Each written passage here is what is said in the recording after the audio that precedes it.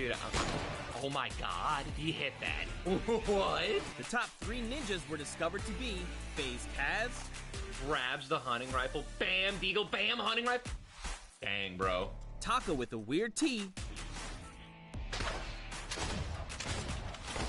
That is nasty.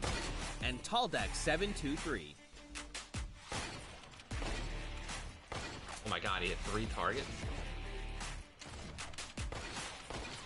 Let's go! Oh my god. Dude, he hit like 5 targets. Alright, Taldak, I see you, bro. Lachlan's Lockie's Landing was created by Wirt Andrew and Dolphin Dom, full of challenging ramps and a shortcut that was uncovered pretty quickly. So this shortcut right here was put in, and we didn't think anyone was going to find it, but you guys found it within 3 days. The competition was so intense, the top players had to be reviewed with an outside clock. The top 3 airfaring scallywags ended up being X-Sandy, Clytax, and MSYB. I really want to thank everybody out there who participated. This was really fun watching all the runs come through. It was just really awesome to see. After that, we skip across the Atlantic to France, where Gotaga created a bomb defusal map with Nox and Krim. Et tout ça, bien entendu, le plus rapidement possible. Players had to traverse what was dubbed Elixir City in search of bombs to defuse as fast as possible. Players walked on pipes, the edges of fences, used shadow bombs, whatever they had to do to be able to hit every corner of the map in search of bombs. In the end, the top 3 bomb diffusers were RTA, Magma, and Chaps. Next, we went to Spain, where El Rubius' elimination run by Hushin in Iscariot Egg was full of fun surprises. Este monitor que os llevará a un mundo mágico. Such as a Flores lava mechanic and a 1-to-1 recreation of his real-life streaming room. After all that slipping and sliding around the map, it was incredibly close. But in the end, the best times were Mr. Kororo, Ryan Franta, and Bensor. GG a todos y muchas gracias a todos por participar, de verdad. From there, we headed to Japan, where Tomoya created an out-of-this-world death run. ようこそ。このマップはね、1000メートル続くアスレチックで、いろんな種類のコースが入ってるんですけど、And hundreds of players attempted to prove they could hang with the best. It was a death run map, featuring traps, ballers, and clever shortcuts. The top 3 fastest finishers all blew his personal best time out of the water. さすがすぎる。やば。With his difficult map, Tomoya has collected a skilled team. Some of the contenders even found a shortcut in the map Tomoya himself didn't even realize was there.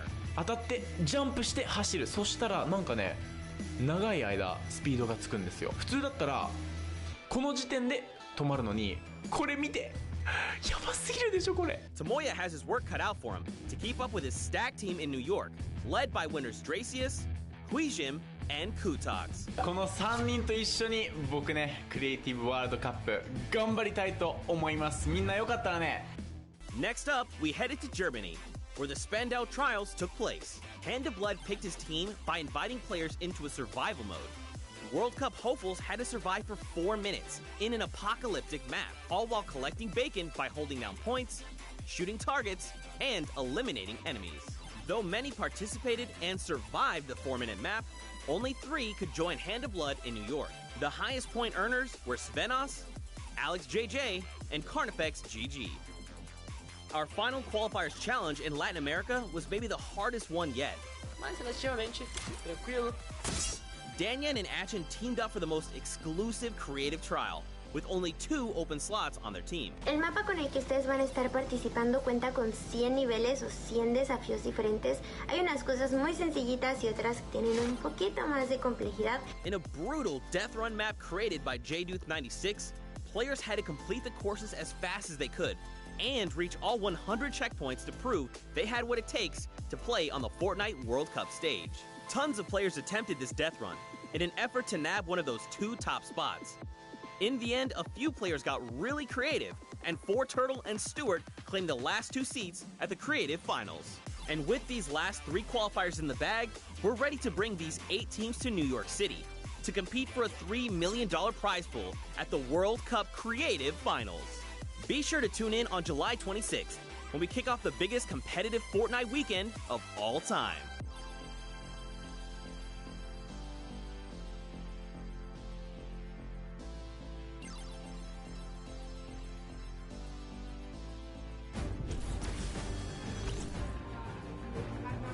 Ladies and and gentlemen, Fortnite fans from all around the world, welcome to the Fortnite World Cup Finals. We are here at the USTA, aka the Arthur Ashe Stadium. I'm Zeke, this is Bala, and we have an incredible Fortnite weekend heading your way. We're hanging out outside at the Fan Festival. We're having a blast. And inside of the Arthur Ashe Stadium, we're going to have some of the most awesome Fortnite action for you all weekend, starting with the Creative World Cup Finals. That's right. Let's take a look at the schedule to get a little bit brief about what we're going to be taking a look at all weekend. Today, it's all about the Fortnite Creative Finals and that Pro-Am. Tomorrow, Saturday, we're looking at the Duos Finals, and then Sunday, we wrap things up with the Solo Finals. We'll walk away with several world champions, not only from the BR side, but also from the creative side as well. Now, I mean, you know, Bala, I can't lie to you. I am over the moon right now. I'm so hyped. The events here, you can see the fans, you can hear them, and then we're going to go in and watch all the creative action, solos, duos. It's going to be an unbelievable weekend. I can see you bouncing out of your shoes. And we're going to start with the creative mode, where people are going to compete for the grand prize of $1 million today, and then later on the Pro-Am. But creative's up first, Zeke. That's right. And we have 8 teams of 4. So if you've been watching on Qualifier long, you know there's been 10 weeks of Battle Royale. But there's also been 8 weeks of creative qualifiers. 8 team captains have put together a team of fantastic creative individuals going to be coming through and competing and participating in the finals. Now, I think it's time to introduce the teams. Yeah. What do you think? Let's do it. Let's do it, Bala. We have teams getting ready. They are walking in. You can see the first few right now. It is the Funky Fighters. They are led by Tomoya. Team members are Kotu, Hyuzi, and Drakius. Now, Tomoya had built this unbelievable speedrun map. It was absolutely insane, and all 3 of these qualifiers actually found a shortcut in the map that Tomoya himself didn't even know existed, and that's how they snagged the 3 spots. So, of course, Kuta, one of the French players, he enjoys all the different sandbox aspects of the creative mode and sharing tons of maps with the community, so he's a creator himself. And then Hyuzi, he's from Turkey. All of our teams almost are multinational. This player from Turkey, and then Dracius finally, the Swedish player who completed the map in 3 minutes and 28 seconds. That was the fastest time out of the Funky Fighters. Absolutely insane. Funny enough, we actually got to catch up with Kotu and hear what he had to say about the competition. Hello, I'm Kuto from the Funky Fighters. I'm gonna win this World Cup because I am the only pro player in all players. So he's getting ready. We're having a good time. We're going to continue on and welcome the second team to the floor. It's going to be the Chicken Champions, led by Rubius from Spain. They competed, as you can see them now on the floor, an elimination run created by Hus HN and Iscariot Egg. The map was another one of these elimination runs where they actually recreated Rubius's room inside. But Rubius, the player from Spain, he held a ton of awesome live streams that broke records, Zeke. That's right. Teammates are Bensor, Karoro, and Ryan Frenton. Now, of course, Bensor is from Norway. He's looking forward to playing here in front of this live audience. Very much excited. Karoro as well from Spain. He's only one of 2 controller players that are actually participating in the Pro-Am, so that's a pretty cool fact. And of course, let's not forget Ryan Frenton. He's from USA, and he aspires to be recognized as a speedrunner in the community. You'll love to see it. Yeah, also currently in college, enrolled in Michigan. So that's awesome as well. A student doing his homework. Let's see if these teams did their homework ahead of the competition. Bensor, what did he say ahead?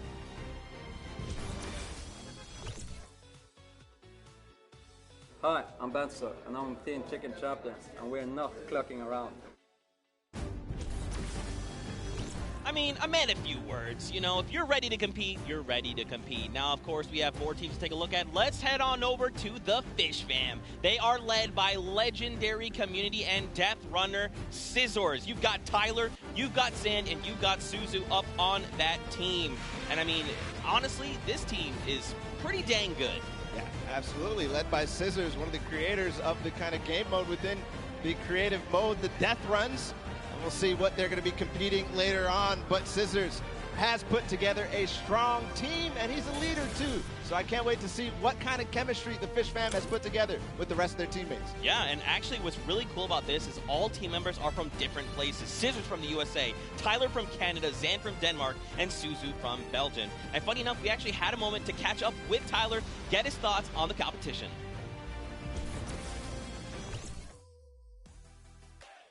Hi, I'm Tyler H. from Team Fish Fam. My group of players were the first people to qualify for the Creative World Cup, and we got the godfather of death runs himself, Scissors, on our team, so we're definitely going to take this home. There's no competition for us. Some strong words, some confidence coming out there. So we're going to continue on and welcome. They're on the floor right now. They're serving it up. It's time for the trick shotters of the Little Whip Warriors, led by team captain Ninja. And they competed on a trick shot map, one of the most unique out of all of them. And they're whipping it up, Zeke. That's right, man. You've got team members Taco, FaZe Kaz, and Taldex 723. These guys are insane. Now, Ninja, I mean, everyone knows who Ninja is.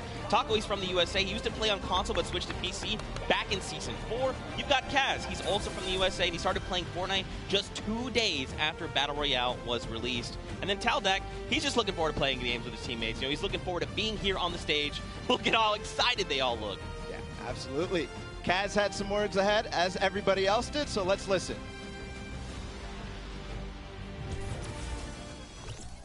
My name's Kaz from Team Little Whip Warriors, and we're the most skilled, the most creative, and honestly, we're just the best. Well, there you go. Again, just, you know, when you're ready and you're skilled, you just kind of just, hey, it's fine. We'll be here. No problem. Next up, though, we've got the Ravens Revenge. This team is led by Gotaga. I mean, obviously, you guys know this man is the French monster. Teammates Magma, Artier, and Chappie. Gotaga, who made the map. We talked about it. He actually has played in a number of different things, and we just saw Ninja. He actually once lost 19,000 in a rock, paper, scissors game against Ninja. That is an unbelievable sum of money. I mean, sometimes these things happen. It's during a charity stream, so, you know. Yeah, it's all for charity. That's what this is all about at the end of the day. A little fun fact as well, Gotaga's, his trick and creative map was actually called Elixir City. We kind of talked about that a little bit before the pre-show. We're like, that is a dope name. But, you know, we've been hearing from the players. Next up, we're going to take a listen into Magma and hear what he has to say about being here today. I'm Magma, and my team Ravens Revenge is going to do really good in the World Cup, and we're going to smash the rest of the competition because we have the Battle Royale skills, building, death run, we have it all. Awesome. We're going to continue forward because we still have a couple more teams. The Llama Record Company is next, and this has some familiar names for the Fortnite scene. Led by a Hand of Blood from Germany, they competed on a 4-minute apocalyptic map where they had to survive, so not really a surprise to see Svenos, Carnifex, and Alex JJ there because there are veterans of the Battle Royale format. That's right, and these guys have been competing, you know, since Summer Skirmish and beyond. These guys are amazing. Svenos has amazing shoe collection. You've got Alex JJ from the UK. He also actually played back in the Summer Skirmish, which was pretty cool.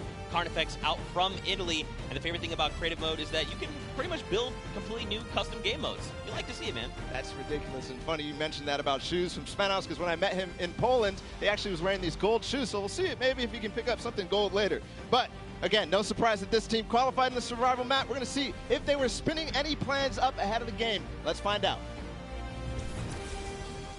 Hi, this is Svenos. I play for DJ Llamas. We're going to win this one because we have 3 pros on our team and a German that is very intense and aggressive for Spandau. And of course, if you watched during the Summer Block Party, you know Sundown had the tongue twister of a name, and they gave it to me this time. The Sunshine Soldiers. Didn't mess it up. Let's go, baby. Perfect. That's how we do things here. You've got dual team leaders, by the way. That's Danyan and Ashen from Brazil and Mexico, respectively. Their teammates are Forturtle and Stuart. Quad 0. 0, 0, 0, 0. Stuarto, maybe. This team competed on a speed run. They had to clear 100 checkpoints as fast as possible, and the top 2 joined them. That was Forturtle and Stuart, like you said. So very experienced in these type of speed runs, elimination runs, the obstacle courses that you have to get through, the Sunshine Soldiers. Yeah, for sure. And Turtle specifically, man, he's just so amped to be here on the stage, meeting, you know, his peers and, of course, some of the players that are all competing across the world. And we actually had a chance to catch up with them. Hi, I'm Fortnite, and the Sunshine Soldiers are going to win because we have 2 captains, so it's twice as good. Twice as good. Twice as good. We got one more team to join us on the floor. It's my personal favorite team moniker. It's the Loxland's Cuddle Crew, and he's joined by 3 players, MSYB, Clyde Tax, and Sandy from Slovenia. Lockie's Landing was one of the second maps introduced to the creative trials, and it was a beautiful map, Zeke. Yeah, man. Lachlan, had Lockie's Landing up for grabs and up for the test of all the players. You can see they've got the matching team jerseys. This ragtag crew is going to be bringing the heat, and players need to look out. Now, of course, everyone at this point probably knows who Lachlan is. I'm sorry, from Lockie's Landing. You've got MSYB, Clytex, and Sandy. And again, just a completely diverse crew. Lachlan from Australia, MSYB from USA, Clytex from Germany, and Sandy out from Slovenia.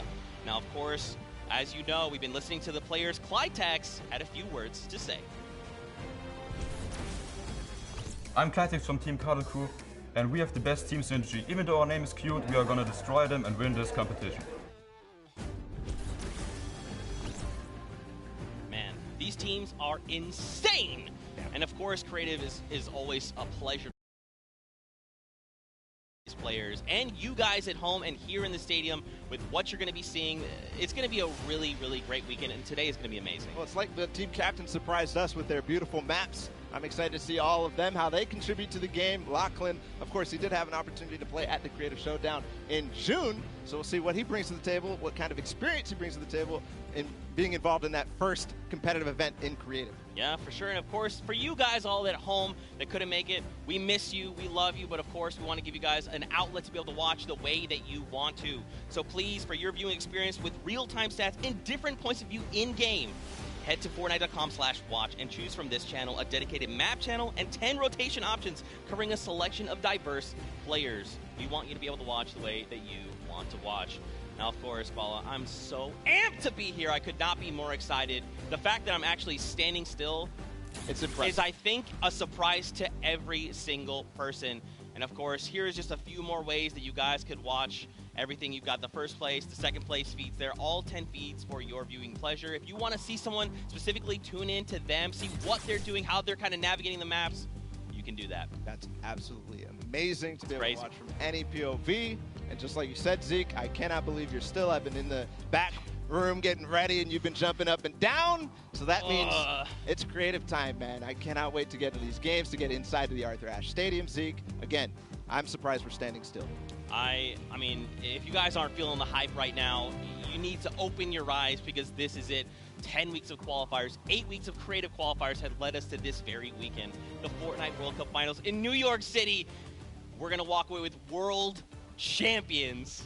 Yeah. I'm so excited. I could not be happier right now. And not only that, we are outside at the Fan Festival having a blast. Everybody's doing all sorts of fun activities. All the people are getting inside, starting to get ready for the show, get in the bleachers, start watching some creative action, and then later, of course, the Pro-Am. It's a blast. Make sure you're coming down here and joining us. Yeah, for sure, man. Now, funny enough, we actually have Pookie, who is standing by. She's chilling with the leader of the Funky Fighters. That is Tamoya, so let's send it over to her for an interview. Thank you so much, Zeke. I am here with Tamoya of the Funky Fighters. It is so exciting to have you here competing in the Creative Fortnite World Cup. How have you been preparing for today? I just practiced with my team yesterday, and things went pretty good. And we didn't have as much time as I thought we would do, but we played really good, so I'm pretty excited. Yeah. That's awesome. Team synergy is definitely important. Now, do you know any of the other competitors that are going to be here today that you'll be facing? Do you have your eye on anybody? The Death Run map, I think, is going to be the most competitive. So, yeah, I'm excited to do the Death Run map, yeah. So, I mean, Scissors is very well known for his death runs. Do you think you'll have any competition with him? Yeah, I think it's going to be really hard beating him, but my map was also a death run, so I think my teammates have a good chance. Well, I wish you the best of luck. Thank you so much for taking the time to speak with me. Zeke and Bala, back to you guys. Oh man, the hype is building. Now, guys, the show is getting ready to start, but there it is. You've got the 32 players, 19 countries represented across 8 different teams. The Fortnite World Cup Creative Finals are about to begin. You ready? I am ready, Zeke. I'm ready to run inside, so without further ado, let's send it inside to kick things off.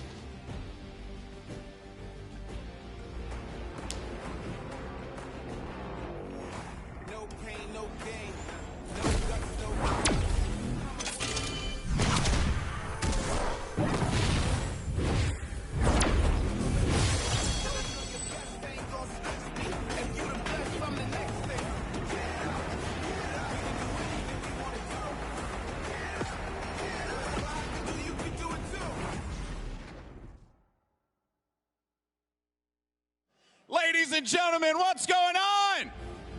How you feeling today? That's what I like to hear. That's what I like to hear. Welcome everyone to the Arthur Ashe Stadium. I'm Golden Boy, your host, and I couldn't be more happy that you guys are here in my hometown of New York City. It's actually quite nice for me because that means I don't really have to travel that far. It's pretty cool. That being said, we have a lot of cool stuff that's going to be happening here today. Not only do we have the Creative Showdown, but we also have the third Fortnite Pro-Am that's about to go down. It is going to be incredible. You got some of your favorite content creators. They're going to take that stage and battle for your entertainment. Now, you know that we saw a few of the players that were coming out here. We actually have one that you all may recognize standing by with Pookie. Pookie, who you got for me? Thank you so much, Golden Boy. I am up here on the main stage with Ninja. Familiar faces for everyone in the crowd. Let's hear it. How excited are you to be here today at the World Cup Creative Mode? This is something different for you, I'm sure. Yeah, I haven't really done too much creative, but I've been playing a lot with these guys, obviously, the last 48 hours, and no, I'm really excited. I think we got a really good chance, and we're going to have a lot of fun. Now, tell me a little bit how your team came together. Yeah, I checked out their clips for the trick shots that they submitted, and they were all, they stood out to me. They were special, and it was just an easy choice to pick these 3 guys. And, like I said, we've actually been bonding pretty hard the last 48 hours. So team cohesion is an all-time high. Team cohesion, I love it. We should have named you guys the Ninja Trick Shot Warriors, really. That would have been awesome, but there's no, I mean, there's a ninja skin kind of in the game, so, we could have had, maybe some of that. That's all good. I like the little whip. I love my little ice cream. And anybody that you're looking forward to facing off against here today? Everyone here. Gotaga, he's my fellow, Red Bull competitor, essentially, and, Scissors because he talks a big game. That's it, yeah. Those 2 guys, I'm looking out for them the most. Well, he does talk a big game. Let's see if he can back it up today. Thank you so much. I wish you all the best of luck. Golden Boy, what do you think?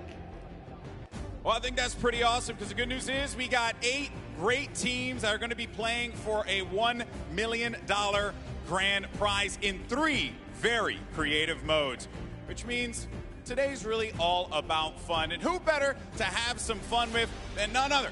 You got Monster, Sundown, over at the cast booth. Take it away, fellas. And boys and girls, Jonesies, Bonesies, and everyone in between, welcome to the Fortnite World Cup Creative Finals. I'm one of your casters, Sundown, joined here by Monster. Monster, how you doing today, man? Doing great. This is the moment we've all been waiting for. 10 weeks of qualifiers, and it's all coming to life. And this is what we're here for. Yes, after the 8 trials now, what you'll be seeing on the stage will be 4 sets of 3 matches in 2 never-before-seen maps, and a little refresher coming from the Creative Showdown there with Sky Station Showdown. It's going to be incredible. That's right. So you guys have seen the Sky Station before. Lucky for them, they get to kind of come in here, prepare, kind of prepped up. But there is so much more that is going to happen that hasn't been unveiled today. Oh, and I mean, seeing the adaptation across these sets is going to be incredible, and they're going to get a chance to revisit them at the end with a little remix, but we'll get into that here in a second. Let's check out the overall scoring and how these guys are going to be competing and how they will win. So, as we said, that first set is Sky Station Showdown. Junkyard Juke will be the second one. Set 3 will be a never-before-seen World 1, and then set 4 will be the Golden Games. Now, the Golden Games will comprise of a singular match from each one of the other 3 with, as I said, a nice little remix on it Fortnite, and the golden games is worth a golden llama, while all of the other sets are worth a singular silver llama. How do those llamas add up, Monster? Yeah, you want to accumulate the most llamas throughout each set. We're treating each set its own individual thing with a couple games in between. So they're going to get a couple runs at it, and you just want to do the best in every set and get those llamas so you can take it all home. Yes, now the winner of the set will go through, and in case there is a tie, it will come down to that golden llama. The golden llama will trump all. Now let's get into the prizing, which will also determine a little bit of the scoring. We'll take a look and we'll throw that up there for you. And the way it ends up working is from top to bottom. Each one of these contestants will be winning money. So everyone is a winner in there, but first place ends up deciding that. And this is per the individual matches, and it's cumulative. It won't carry over through the sets, but they're still taking it home at the end of the day. So you definitely want to get in the top 4 to bump up that score. Yeah, that's right, and that is every game. Per match, we have a big winner. Of course, it's going to be divvied out between everyone competing, but come on, with the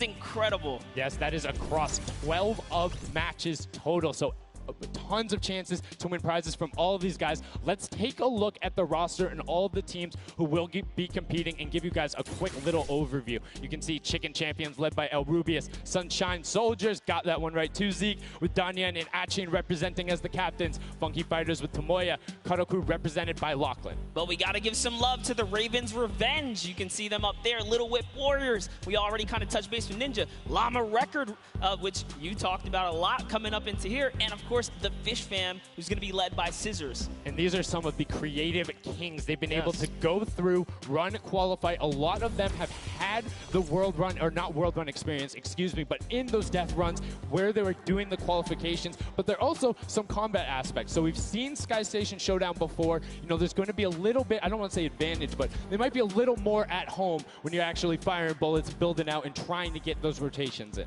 Yeah, I mean, you cannot underestimate any of these teams. These guys grind, and they all play Fortnite. But let's go ahead and take a look at the format here so we can kind of see a run on how they take these victories. So now the VIP will be those creative captains, and they have to be the one in the capture point uncontested to score points. They will get 3 points per second in the initial hills, and then the first team to 1,000 points or the highest scoring team by the end. And also, the creative captains will be wielding the Infinity Blade. That Infinity Blade will be important because they had to get to the capture points A, B, and C, which will give 3 points a second, and then 7 minutes into the round, point D opens up, where you will get about a lot more, right? 12 points a second. Four times is a lot. That is what you want to do. You want to gun for the point D on the map. That's your comeback, or that's your lead taker. Yeah, you can see a lot change when that opens up at 7 minutes, but now we're going to go in an overview. For those of you who are unfamiliar and didn't get to watch it at the summer block party, we got you. Zeke, catch us up.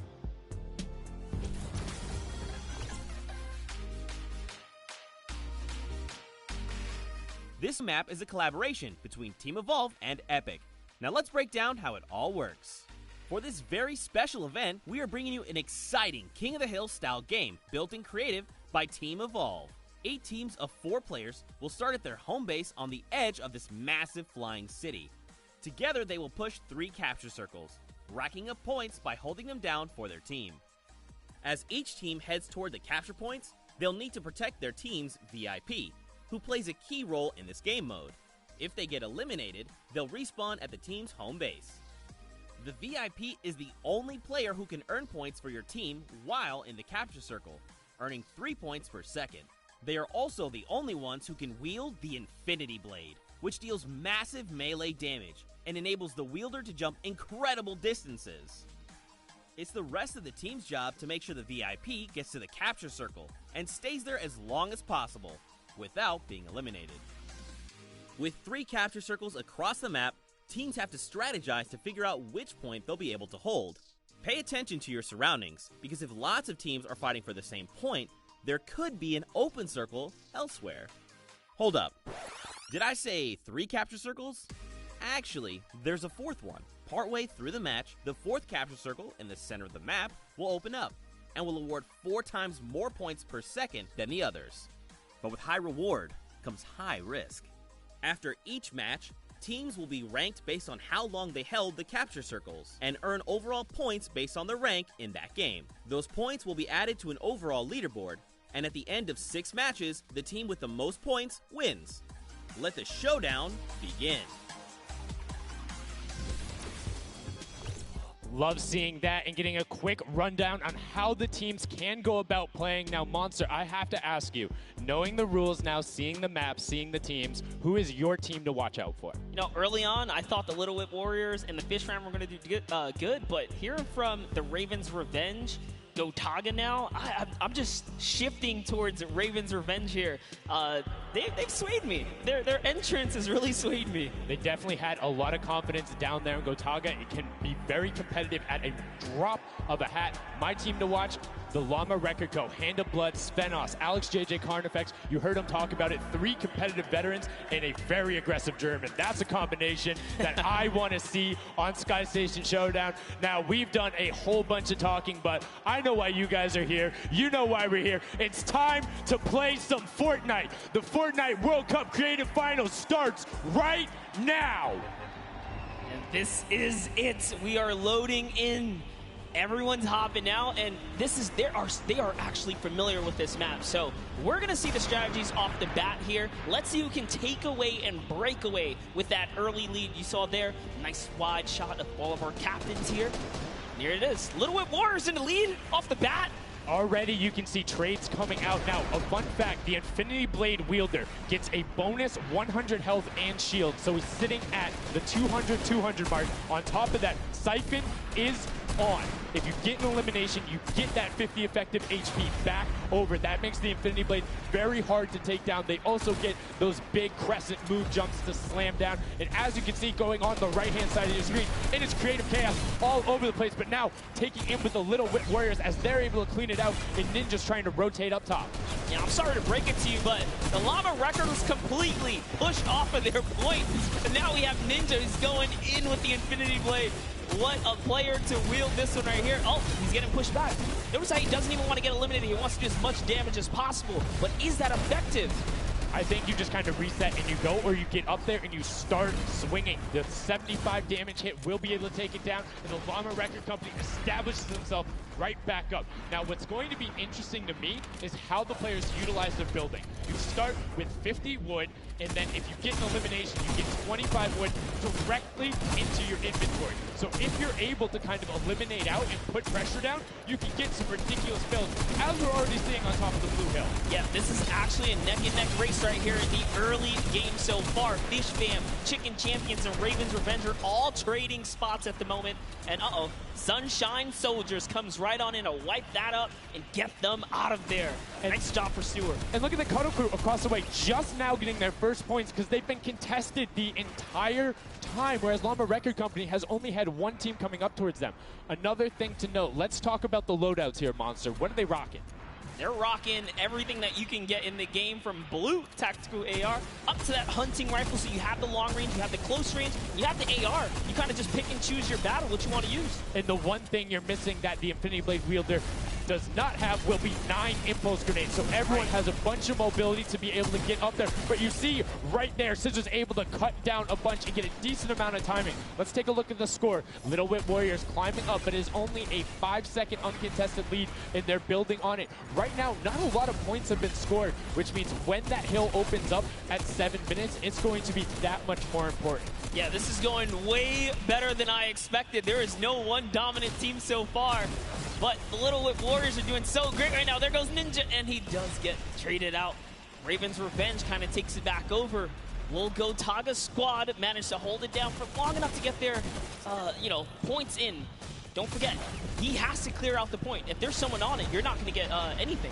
Right, and as soon as you're up there, teammates are not building for you, you're exposed for the entire map. Everyone else is able to see you. You can see El Rubius going in, but the double pack plus the Infinity Blade wielder of Hand of Blood. This Llama Record Company team is looking to go platinum with a great defense of their point. There it is, very nice. Finally starting to earn some points, trying to break that, triple digit Hand of Blood. Little fun fact right there. His dog Falco is Germany's second biggest dog influencer on Instagram. That's impressive, but I wonder who the first biggest is now. That's like, is there a statistic for that? Like, do you go down the line? But one thing I do want to note for Hand of Blood, look at the eliminations coming out of the Infinity Blade. Already sitting on 7 and being aggressive. As the more he gets that siphon going, the better he's going to be. But the Chicken Champions come out on top there. No tender defenders are going left. Able to hold the top, and now crawling their way back up there. They're only about like 10 seconds or so behind the Funky Fighters? Dude, wait a second. Where did the Funky Fighters come from? Suddenly they're at the top here, and the Little Wit Warriors have not managed to earn any points. Sunshine Soldiers looking to kind of ruin that festival up top, but it's Tomoya. We touched with him with Pookie early on. He said, you know what, he chose his players, you know, specifically because they're great at death runs, but it looks like they battle it out too. They're doing a very good job of making sure they go at the same time. You can see Tomoya here being patient, doing everything he can to try and find an outlet, but he doesn't want to commit before his teammates are there. He's waiting for Kuzu. There they are. Kuzu coming up with him as well. And the fight is on, but we switch back over to Scissors just chopping it down. But the Fish Fam is a sushi there as the retake happens. That is actually crazy. Watch him kind of wait there, prepare the ambush. His team comes up and they collapse on the point. And bye-bye Fish Fam. And notice they had enough mats to completely encircle the top, but the Infinity Blade will be able to come right out. So instead, Tomoya jumps straight up to just stall out a couple every second, because every second matters. As you see, Kutu also on 8 elims right now. The sword players putting in work. We have a bit of a tie up top. Funky Fighters and Fish Fam. Llama Records so close as well. This is a close one for the run in the top 5 so far. And I like seeing the Funky Fighters using impulses out of spawn. You get 9 of them, so it's great to throw them off to knock other people off the point, but use 3 to get a little faster. These guys are all very experienced in terms of navigating basically every part of creative and battle royale, so they can use those little quick impulses to get themselves more efficient. As you see Zand go down, Suzu go down, Scissors go down right there as Lachlan is just cutting them apart. But Tomoya, again, the Funky Fighters come out on top with the Infinity Blades at least, so no points going over right now to the Cuddle Crew.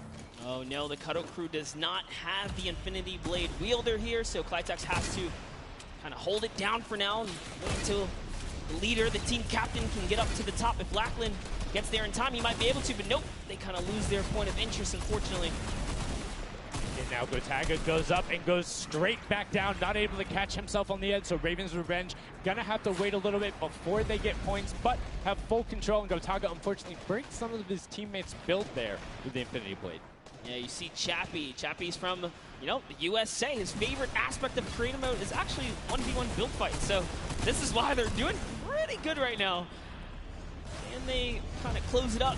Looks like the Cuddle Crew has come back, but the Fish Fam is here to ruin that entire party. Can they shut it down? And Scissors survives just for a bit more. And again, you see every single time the Funky Fighters go up, it is never a solo person. It is always 2, most of the time 3. They get control and then they immediately box up. But while we've been talking about them, let's check in back with the scoring as we're now right around the 3rd mark in a minute out from that 12 per second circle. And Ninja's team, the Little Whip Warriors, are Little Whipping all over as Tomoya goes up, comes back down, and the Shing was not enough. Cuddle Crew takes him down. I actually love that strat. You don't see anyone else really utilizing the dive straight up into the air to kind of disengage off the pressure. Ninja's doing a great job chopping up here. He's already at 8 elims. That, never mind, make that 9. That was Gotaga who went down right there. And they finally get another run at, you know, advancing the lead here. And they are slaying out, too. Yes. You see every single one of them almost to the double-digit marks. But Taco, hello. That was your head. Yeah, you got to be careful because, hey, if all you're doing is sitting there rifling, that's fine. Somebody's going to take a hunting rifle and make you pay. Lachlan goes up. MSYB is just behind him, and Lachlan is able to take that one over. Kaz is trying to do everything he can, and he does get Lachlan, so good delay coming out from there, but opening up about a 20-second lead. But here we go. 3, 2, 1. Middle point is open. That's 12 per second, and right off of the bat, we see Cuddle Crew heading towards it. Impulse is going out, and a swing and a miss there with the Superman jump from Ninja, not quite gonna get it as Rubius and Hammer in the circle right away. Rubius under fire, but Ninja under fire. Who will take it? Rubius has the better sword on the day, and then immediately taken out. This is chaos. Whoever's the last one here is probably going to be the most successful. But remember, you need your sword wielder. Your captain has to be there. If Lachlan isn't there, it's not even worth fighting for. So Claytex doesn't care. He's trying to pick up that Elim counter. And he's on it. He's playing some good defense there. Down goes Hand of Blood. No points for the Llama record anymore. They actually use that. Just a couple seconds put them all the way back up to second place. And 2 of the Karaku right now have combined for 31 eliminations, but they're not converting it into points. They're currently sitting at the bottom, 189. Little Whip Warriors do still have a lead, but it's already been cut down. And just as I said, with the middle hill, Funky Fighters almost taken away. Brer goes right on over, and you see any amount of time in that middle hill is so efficient. I'm actually loving that little strat right there. They hold a point, then aim out to where these players spawn in and kind of move in from, just kind of pressure them back. Yeah, so that's when you need somebody with a hunting rifle to start taking shots and saying, hey, pick on somebody else. If you look this way, you're going to have to respawn, because if you can get tags, great, but if you don't convert them and into anything, it's not worth it. As I just kind of stuttered, because Carnifex is sitting on 23 eliminations, Hand of Blood on 14 right there. That's why the Llama Record Company is ahead right now. Yes, and they were using that 4x bonus on Capture Point D, which is right in the middle. It only appears after the 7-minute mark. So now that we only have 5 left in the game, it's up to whoever can hit that 1,000 first or the timer runs out. But at this pace, I think the Fish Fam, the Funky Fighters, or the Llama Records are probably going to take it here. Yeah, the Sunshine Soldiers are also racking up points quickly. What's interesting to see is the Fish Fam are pretty much now uncontested, as everyone has tunneled in on that center hill. But once you get later into the game, when you need to kind of go up a little bit more, consistent points end up winning out, because everyone will turn their attention to the 12 points per second. You'll have impulses going down there, random hunting rifle shots, builds 24/7, because they see that tick happening. And look, as I said, all the sword players are down there, 2 of them going off, the tac shotguns being thrown up, walls everywhere, but it doesn't matter. Points aren't being scored right now. Yeah, they're trying so hard to get all the bonus points that the Fish Fam is just like stealing away the lead right now. But also, remember, if their teammates pick up elims, you get matched straight to your point, into your inventory. So they're able to fortify up there. That's why they're just slowly growing. And you can actually fortify to prevent the impulses from going in, or make kind of a wall to toss it in. As you see, Hand of Blood picking up his 16th elim, but hey, Scissors is chilling. Yeah, Pumpernickel it up, man. Pumpernickel it up. Yeah, let him know. Let him know. There we go. He's saying, hey, you guys, we'll stick to our strategy. Let's see if somebody goes to contest it. There it is right away. They go up, but all 4 of them. You don't want to run into this. They're ready and waiting. They know they have the lead right now. Oh, he's holding a trophy. Look, he's looking around, he's telling him to let him know, man, and that's what it's all about. They've opened up a 100-plus point lead, but no contention, because everyone is tunneling on the bottom. Uh-oh. And I like this now. Now they're turning their attention outwards. Other teams kind of realize, wait a second, they're just up there scoring. Like, what can you do in this instance? They see the other scores. That leaderboard is running for them. What they have to do, if you're the Llama Record Company, you hold the middle and lock it down for that time. And then the second you get the lead, start running at the Fish Fam. Don't let them come anywhere near any point. Nobody else is going to catch you unless they get the middle. Everyone's attention is there right now. And the Llama Record Company now has the 100-point lead back in the span of just 10 seconds. They let their guard down one time, and suddenly Llama Record takes the lead, as if Fish Fam wasn't just farming all those points. Nope, Fish Fam no longer have a free point. It is up to everyone to stop the Llama Record Company here, because Hand of Blood has 17 elims, and he's going for the middle now. He's got his team ready. Let's see what's he going to do. Hits the vent, goes right in, nice and sneaky. Oh, he's still waiting. Look at the big brain plays. Comes out the collateral right there, and it's all his. The center point is his to earn points now, Sundown. It's so close. It's just a few more checks. Gotta stop him.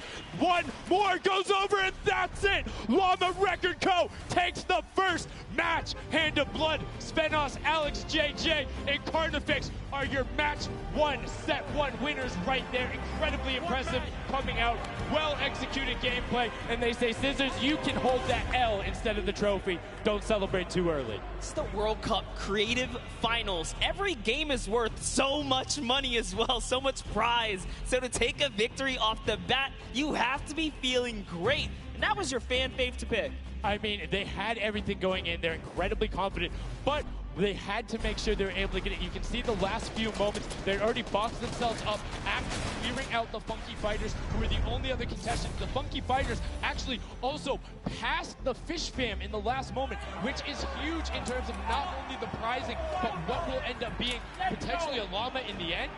That's right. That is right. Loving this replay right there. The let's goes, the energy is real. You can clearly see the excitement. That was a great game to watch. It's fantastic. Honestly, I love Sky Station Showdown so much because I think there's a level of depth there, right? Everything is wood, so you're able to like kind of hit through it, and the Infinity Blade cuts through all of it right away. But the Infinity Blade wielder doesn't have the ability to build, needs the support from his teammates. So you saw the people who were roaming in packs of 3 and 4, incredibly successful. Yeah, it was kind of unfortunate. The Cuddle Crew was like slaying, legit, so many elims, but not a lot of points. And that's because play that split game, it's not going to work out. You have to convert it into control. It is a control the point game mode, and are going to be doing that, as you saw right there. And what was unfortunate then for the Fish Fam is they got contested twice in a row right after and just couldn't get reestablished. They couldn't group together in those long spawn lines like you were talking about. I mean, they could be painful. Yeah, you know, I was rooting for Raven's Revenge, man. I might have to jump on the Llama Record Company bandwagon. Bandwagon in? Really? One match? Just one, dude. One match? That was quick. All right, well, he jumps on the bandwagon. We're going to jump on over to Pookie, who has an interview for us. Thank you so much, guys. I am here down on the arena floor with our champions here. We have the Llama Record Company. Now, have any of you ever played this? Let's go to you first. Yeah, we had a few training sessions yesterday and we were totally dominating the game mode. So, I mean, we are by far the best team here. And right now, we feel very confident, yeah. Well, you certainly played, like, you came a little bit from behind there. So your strategy was kind of like to get those points that are slower accruing at the very beginning and then kind of go into the middle and kind of start dominating near the end. Who made that call? I mean, that was pretty much me, yeah. Like, we know that at 7 minutes, like, the middle just opens up and you get like 12 points a second instead of 3. So, yeah, we decided to work on that. We weren't that good at first, but we got a strat going. So, yeah, it went pretty good. Speaking of strategy, are you going to carry that into the later games? Are you going to change it up? We're just going to do the same thing. Hopefully no one follows us. I mean, now all of your competitors have heard you say that, so we might have to discuss strategy a little bit when the microphone gets turned off. Now, finally, for you over here, how does it feel being here, playing in front of this massive audience? It feels amazing, like it's just a dream coming true.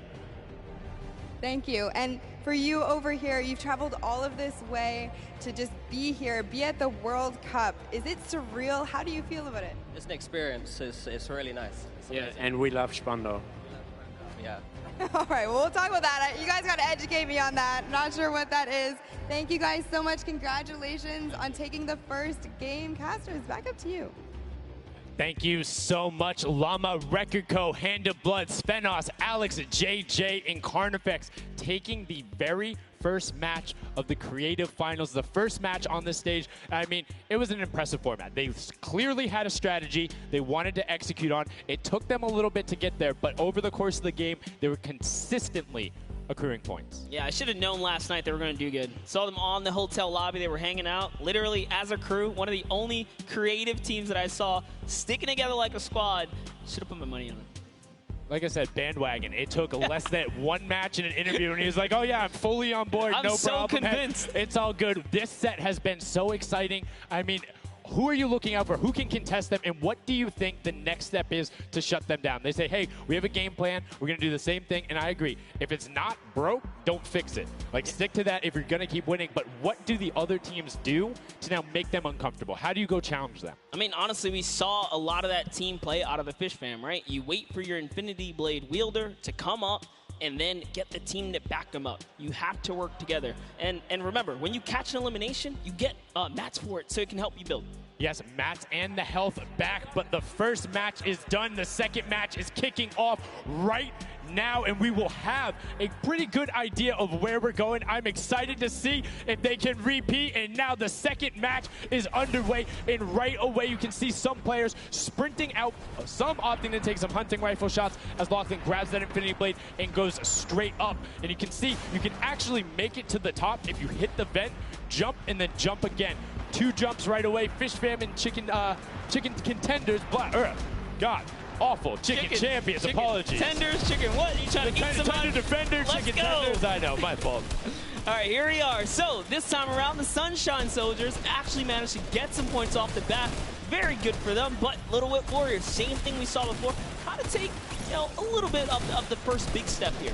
I mean, Ninja, it knows those jumps. He's able to get around incredibly efficient, up to the top right away. But the early tack fights coming out, Tomoya able to ruin that one there, but then Tyler trades it right back out. And what really is important here is about establishing control as a team. You want to stay together and just get your momentum rolling as Ninja goes up, followed quickly by the Little Whip Warriors. Ninja goes first, gets 1 elim, gets 2 elims as they swarm from both sides. So Ninja was up 2 from the back, 1 from the front. That was a very well coordinated retake. Love how they did that, and now they're all holding it together. Kaz holding down the backside, keeping these players off the ramp. But it's Gotaga squad who's coming up the top here. It's Chappie, and Gotaga dives right on up into it, and doesn't matter. He just gets taken right down. This is what you need to do here. 6 eliminations already coming out from them. Taldock with 1, Kaz on 4, and then 2 for Ninja with the Infinity Blade, as Taldock is immediately spraying down shots, making it just a little bit more difficult. But boom, there come the hunting rifle shots, and Taldock is taking shots. Taldock goes straight up. Oh, they need some builds for their backside because they are getting sniped straight out of that spawn point there. It's Raven's Revenge, who they're just kind of gatekeeping at the moment, right? Look at Chappie's like, dude, I can't even go up right now because the team is up there. It was a good challenge, and he did some damage, but Ninja was all over it. Now already up to 4 elims, opening up a 60-point lead, but have to keep an eye on the other parts of the map as the Chicken Champions are doing their best to hold the top but get pushed out. Kaz finally gets taken down, but 5 elims on his first life there as Ninja challenges Magma. Will he be able to clean that one up? Yes, and he does. But Chappie's on the other side. Slam goes down right away, but now we're over on board with your match 1 winners, the Llama Rekiko, and they're already slaying out as well. 12 elims for them, but 0 on Hand of Blood, which is actually efficient, assuming he doesn't need the health. Will have the sword regen going through, but he can't use the builds, right? So yeah, other people need him. He can't build. He also can't get hit right now, so he needs to be careful because he is 1 shot away from getting taken out here. But someone dives right on up. He has to put that pressure down, and it's the Chicken Champion to make a quick end of him. And it's their turn to start accruing points, but no. Chicken Champion leader goes down there. Good attempted defense from Carnifex. Was able to trade out 1, but now we have 2 swords up top. Gotaga and Lachlan just trying to beat each other up, and Gotaga comes out the winner of that one. Other Cuddle Crew team does pick it up there. Just remember, it's 3 points when you're standing in the circle. Uncontested, it has to be the VIP in there. When we hit 7 minutes, there is the 4th circle that is 12 points per second. Yeah, this is definitely very intense for Tomoya here, who again has no health. The Funky Fighters are trying to get that dominant lead they had in that game 1. Can they get it? Ooh, he knows he's on camera there, gives a little bit of a taunt. And uh-oh, is he gonna challenge? No, stays back, says, you know what, points are more important right now. He's just focusing in on the points here. And you can see the Funky Fighters trying to prevent that ramp coming up. It's very efficient to just immediately, as soon as you come out, have 2 team members ramp up into the left or up into the right so you can get up to the first level. However, the Infinity Blade will break that in 1 shot, and you have a ton of rifle ammunition. All of these guys being maxed out on ammo. Let's see here. These are all the spawn points. You can actually see the banners hanging, so you know if you really want to focus in and kind of shut down a team, you totally can. And Llama Lords are not doing great this game. No, and this was the double jump I talked about. Ninja goes straight up. That's the first elim. He's going to be able to point his camera, go up, and challenge as soon as the team decides, but instead, going to save that jump to be more impactful. Raven's Revenge trying to get pushed out right here. Gotaga and crew doing everything they can, but Taldock is going up the back. Chappie gets taken down for Ninja's 8th elim, and he jukes him out, going straight back up top. Gotaga, does he have the health to take it? First swing comes through, and Ninja goes down. Yeah, he just needed another elim to put him back in the game. You got to get that siphon bonus. You don't get the heals. It's really rough, even with the Infinity Blade to heal up, because, you know, the heal time is kind of slow. it's very slow. You can see the tick going up there. It's not something that you're going to be able to rely on, particularly when other players are getting the siphon off. If they're the ones trading out the shots, they can quickly change HP, and those are long animations. But look at the challenge. The 3 different teams going up, and now it's just the Fish Fam and the Cutter Crew. Lachlan doing everything he can. Zan goes down, but tries to create a little bit of space, eats the headshot from Suzuhu, and disengages. Cutter Crew finally getting a couple points here. It's been pretty rough for them so far on this map here. Can see this struggle just a bit. The story has definitely been Ninja's supreme dominance so far. He's doing pretty good right here. And even with no health, says, you know what? I'm not going to give away 3 points. Might as well go for it. He was so close. Yeah, you can see him calling out the whites there on the sword, knowing they only need a couple more shots to get it as we switch back on over to the Cuddle Crew, who've established themselves there, but are still struggling to kind of get the points. The first time we're really seeing them all together, but Clydetex immediately gets ripped from the spawn. Yeah, Lachlan's team needs to represent. There they are. They're finally starting to score it up. He's got a couple of eliminations. You can see X-Sandy here. 16 Elim, so definitely has some Slayers there. Yo, they need to figure out their game plan because they're getting Elims and putting things together. They have solid numbers. They're just not getting the right hill time. Maybe it's go somewhere else. You don't always have to go to the point that's directly in front of you. Go contest someone, or maybe just go mess with somebody at their spawn. Delay them so they don't rotate towards you. Like a number of times, as you said before, you can see where people are spawning. If you want to go deny a team, you can send somebody to deny them. Just know that player is coming back over and over and over with likely more resources than you. Every single time. And look at this. The Little Whip Warriors approaching that 400-point mark. And in just 1 minute, that new point capture D will be unlocked in the center of the map. And while they have a solid lead right now, just under 150 points, that disappears in the blink of an eye. That's about 15 seconds uncontested in that middle hill. That's just how valuable it is. But we saw the shift in gameplay that happened. Everybody tunneled it right away, and then the Fish Fam were able to get back up, but after that, kind of cycled it back in, and the center point became the focus and where the win was taken. And right now, Rama Record Co., you said they were struggling at the start. They're doing fine right now in second place, Monster. They're definitely creeping their way right back up. They're about to hit that 300-point mark there. Here we have Svenos just on the point by himself right now, waiting for Hand of Blood to come on up, hopefully. And again, no surprise, Ninja and his crew has found himself another point. And the way they've angled this build is brilliant, because if you come up the steps, you're pushing into somebody's right hand, and on the other side, you're blocked off, as Ninja then just drops down Stewart 0-0-0-0, and he gets picked up with the alley-oop from Gotaga, as Gotaga comes up with Magma. 1, 2, 3. Ravens out of nowhere, but the Little Whip Warriors don't care. They're cutting down in 3, 2, 1. You can already see MSYB is down there. Alex JJ down there. Carnifex down there. They're trying to set up control right away. Llama Record Go, but the impulses are raining from everywhere. Hand of Blood really tried to get in there early too, as did every other captain, but it was, to no surprise, not effective. And you can see that the Chicken Champions are committing to the 3 points right now. Little Whip Warriors as well, while contention is happening down in the bottom. No Infinity Blade Wielder is in there, but the steady climb of points coming out of the Chicken Champions is going to be beneficial. But also, just like that, Llama Record Co. is a little bit off the pace. They need to get the center uncontested. However, this game, they have a lot more attention on them. Yeah, but look, Fish Fam's doing the same thing they did last time, just slowly, or actually, sorry, the Chicken Champions have adopted the strategy. Fish Fam are doing it too. You can see they're getting 3 points there. So there's 2 teams who are just hanging out up top, no problem. All the other teams right now are contesting. Raven's Revenge has control of the of one of the other sides. So every hill is occupied and full controlled by a team, not being contested. Everyone else is looking at the middle. Yeah, and it's actually working. The Chicken Champions are right behind the Little Whip Warriors right now. They're almost in the lead here. They just have to kind of hold it down. Honestly, the Little Whip Warriors have to identify what platform they're on and go take it. Well, this is what happened to them last time. They kind of had a good lead and then stalled out. You need a game plan with the middle platform goes, and you either need to stick to it or, depending on the score, be adaptive. Because right now, Chicken Champions, they're being fine. As long as somebody isn't controlling the middle, they're going to be able to have that lead, and you can send one person to just throw impulses down there over and over. Just be annoying from the top. Here's Scissors. 6 Elims, looking good. on this other point, and now he's in the top 3. They weren't even close before, but just by slowly, consistently gaining points here, you can see they're breaking those thresholds slowly but surely, and Little Whip Warriors are no longer in the lead. Yeah, Little Whip Warriors actually unseated the Chicken Champions there from their control point. They're taking it over. They're trying to get it back, so that's a battle right now.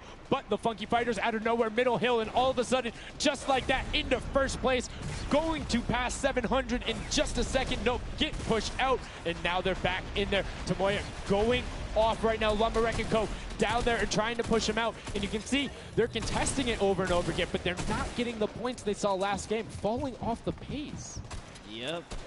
They are slowly just battling for this number 1 as well. The Fish Fam not too far either. Everyone's so close here in the top 4. Don't forget, you take a victory, you win 55,000 bonus in prize. And right now, Suzu is going off. 21 eliminations, and right as I say that, apologies for the caster, Chris, but 21 eliminations from the Belgian. He loves practicing his builds in creative and is showing it off here with really clever defensive cone edits up there. But right now, Little Whip Warriors are going at it. Tomoya gets the better of Ninja, and he gets cut down, but Funky Fresh Fighters then get sent all over the place thanks to the impulses from above. I love this strat. He kind of sends out for a second there just to kind of catch a breather, see if his teammates come back.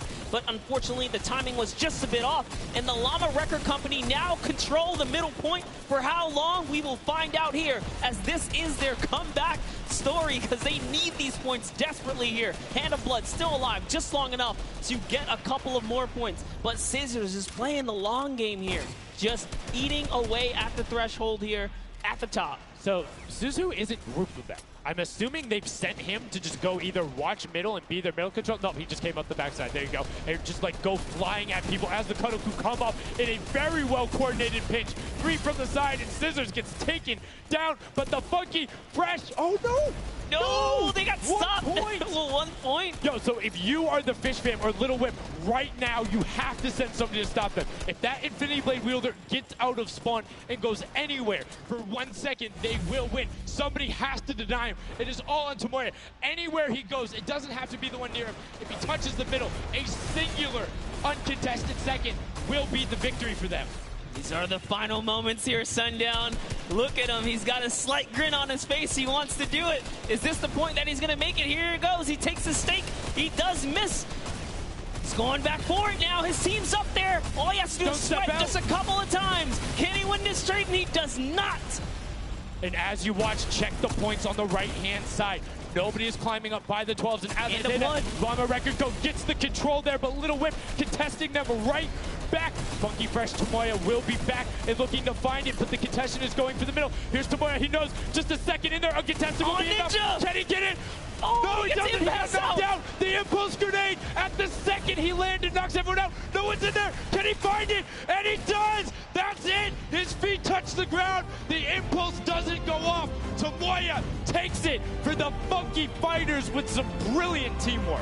What an intense endgame, too. Get taken out at 999 points. Really, anything can happen in those final moments. I'm telling you, I love Sky Station Showdown. Can't wait for more people to start playing. And the Funky Fresh Fighter right there celebrating with his team. You can see them just so excited, so happy. Let's take a look at this final replay. Now, again, we talked about it. The impulses being a great denial tool. Right there as the player goes down, sent back out, goes in, but misses the jump monster. He almost had the flashiest ending ever. Just kind of diving in and wrapping it all up. But it was just good enough. Like you said, he only had to stay there for a bit. And even with the impulse bumping him out, that's it. And I mean, you saw the impulse explosions the second after going off. The team's doing everything they can, but it was not enough to shut down the Funky Fighters. Tomoya, Kutu, Huzi, Dracius, incredibly well done to take the second match of the first set at the Creative Finals. Yeah, you know what? I am a Funky Fighter rooter and supporter now. I'm rooting for them. Really? I can't do it. Okay, just gonna bandwagon right after. Yay, the next team who won, I'm their fan. But no, great performance coming out from them. And it's one thing we talked about, right? The adaptation that happens from match to match. Llama Record Co was like, oh, we're gonna stick to our game plan. That didn't work out. Yeah, it really didn't in those end game situations. They really just kind of crept up and snuck and took the entire competition.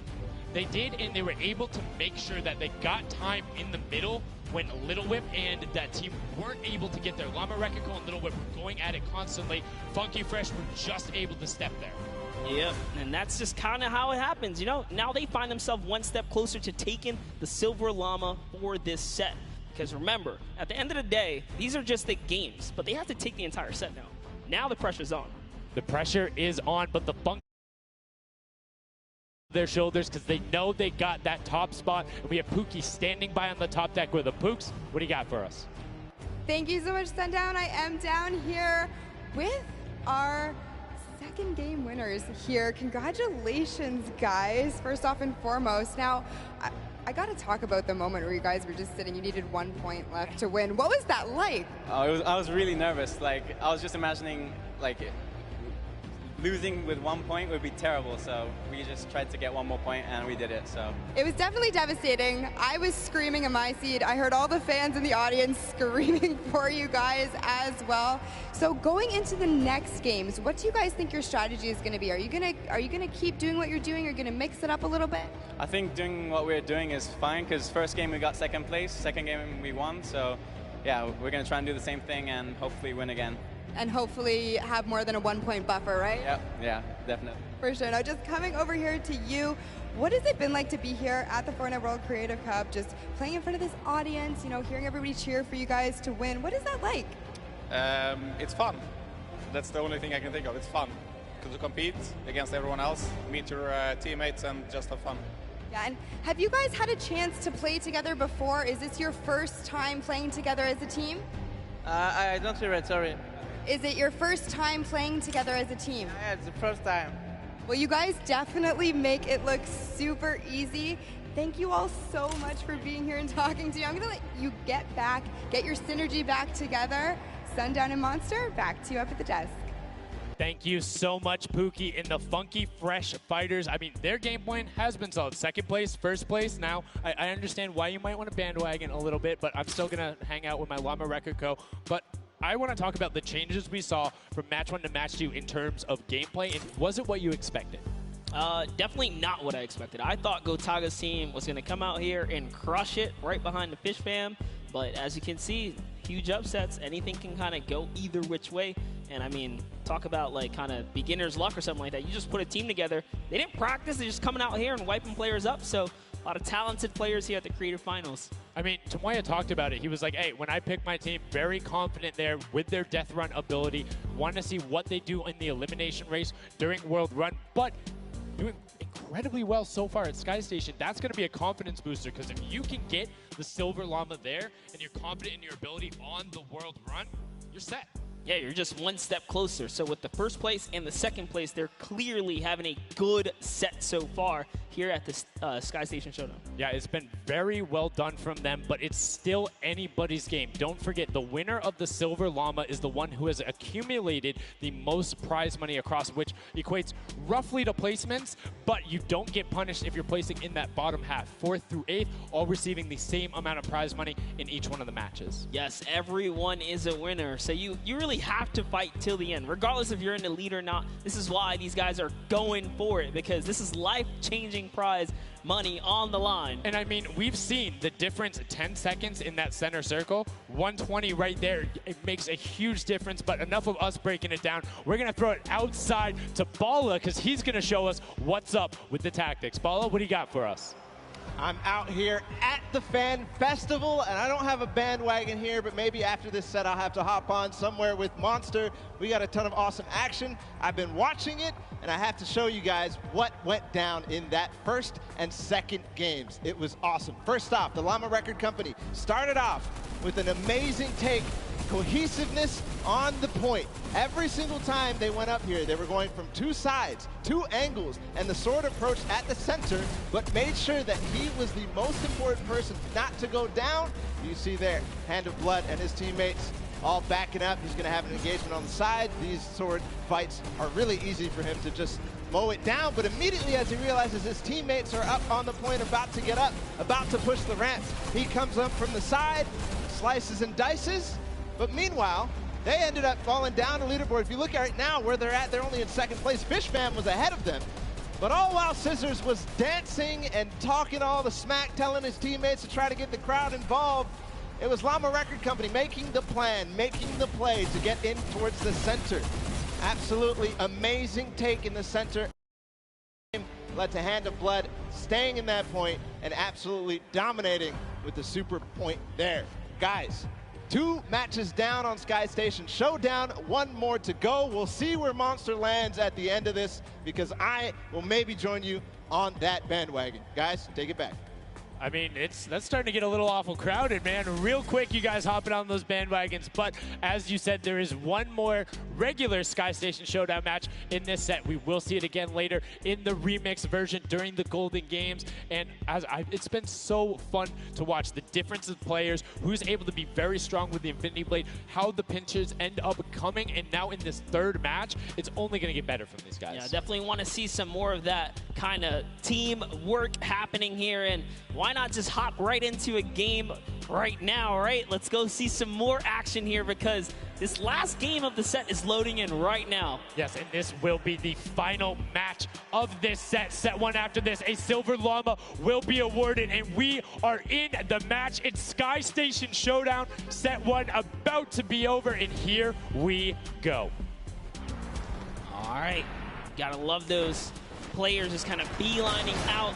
And don't forget, you know exactly who your neighbors are. You know who is to your left and to your right, because you can see the banners and the designs on their spawns. And a nice look at our captains right there. And right away, you can see a number of teams finding ramp paths where they're able to use their first 5 materials. Next 5, Sword does a double jump. Boom. Right to the top. Chicken Champions excellently executed. Yeah, this is what matters right here, is stopping the Funky Fighters, because clearly they have been doing some good work together as a team so far. Tomoya is off to the races here, though, sent to run away. Can the Sunshine Soldiers come back? Can the Cuddle Crew make a big appearance for themselves? Because they can really shake it up here. It can go any which way depending on who has the most victories, really, in the best placement. Yeah, so currently you will see the fact that they're able to be pushed off right there. Llama Record go putting shots down towards the spawn. You don't want to peek though, because the hunting rifles will be coming out in the shot. Just misses Carnifex right there. And he trades back down. Ninja firing it off, but gets pushed out by Raven's Revenge right there. Yeah, Carnifex having a tough time kind of listening in there. Carnifex was sniped from the side. Now we have Taldak here jumping right in from the Little Whip Warriors. He's going toe-to-toe. Otaga's down and out. So, if I'm the Llama Record Company, and I know I've won a match, and then I did okay in the last one, they were in 4th, so they were there, they were close. Funky Fighters have a win in a 2nd place.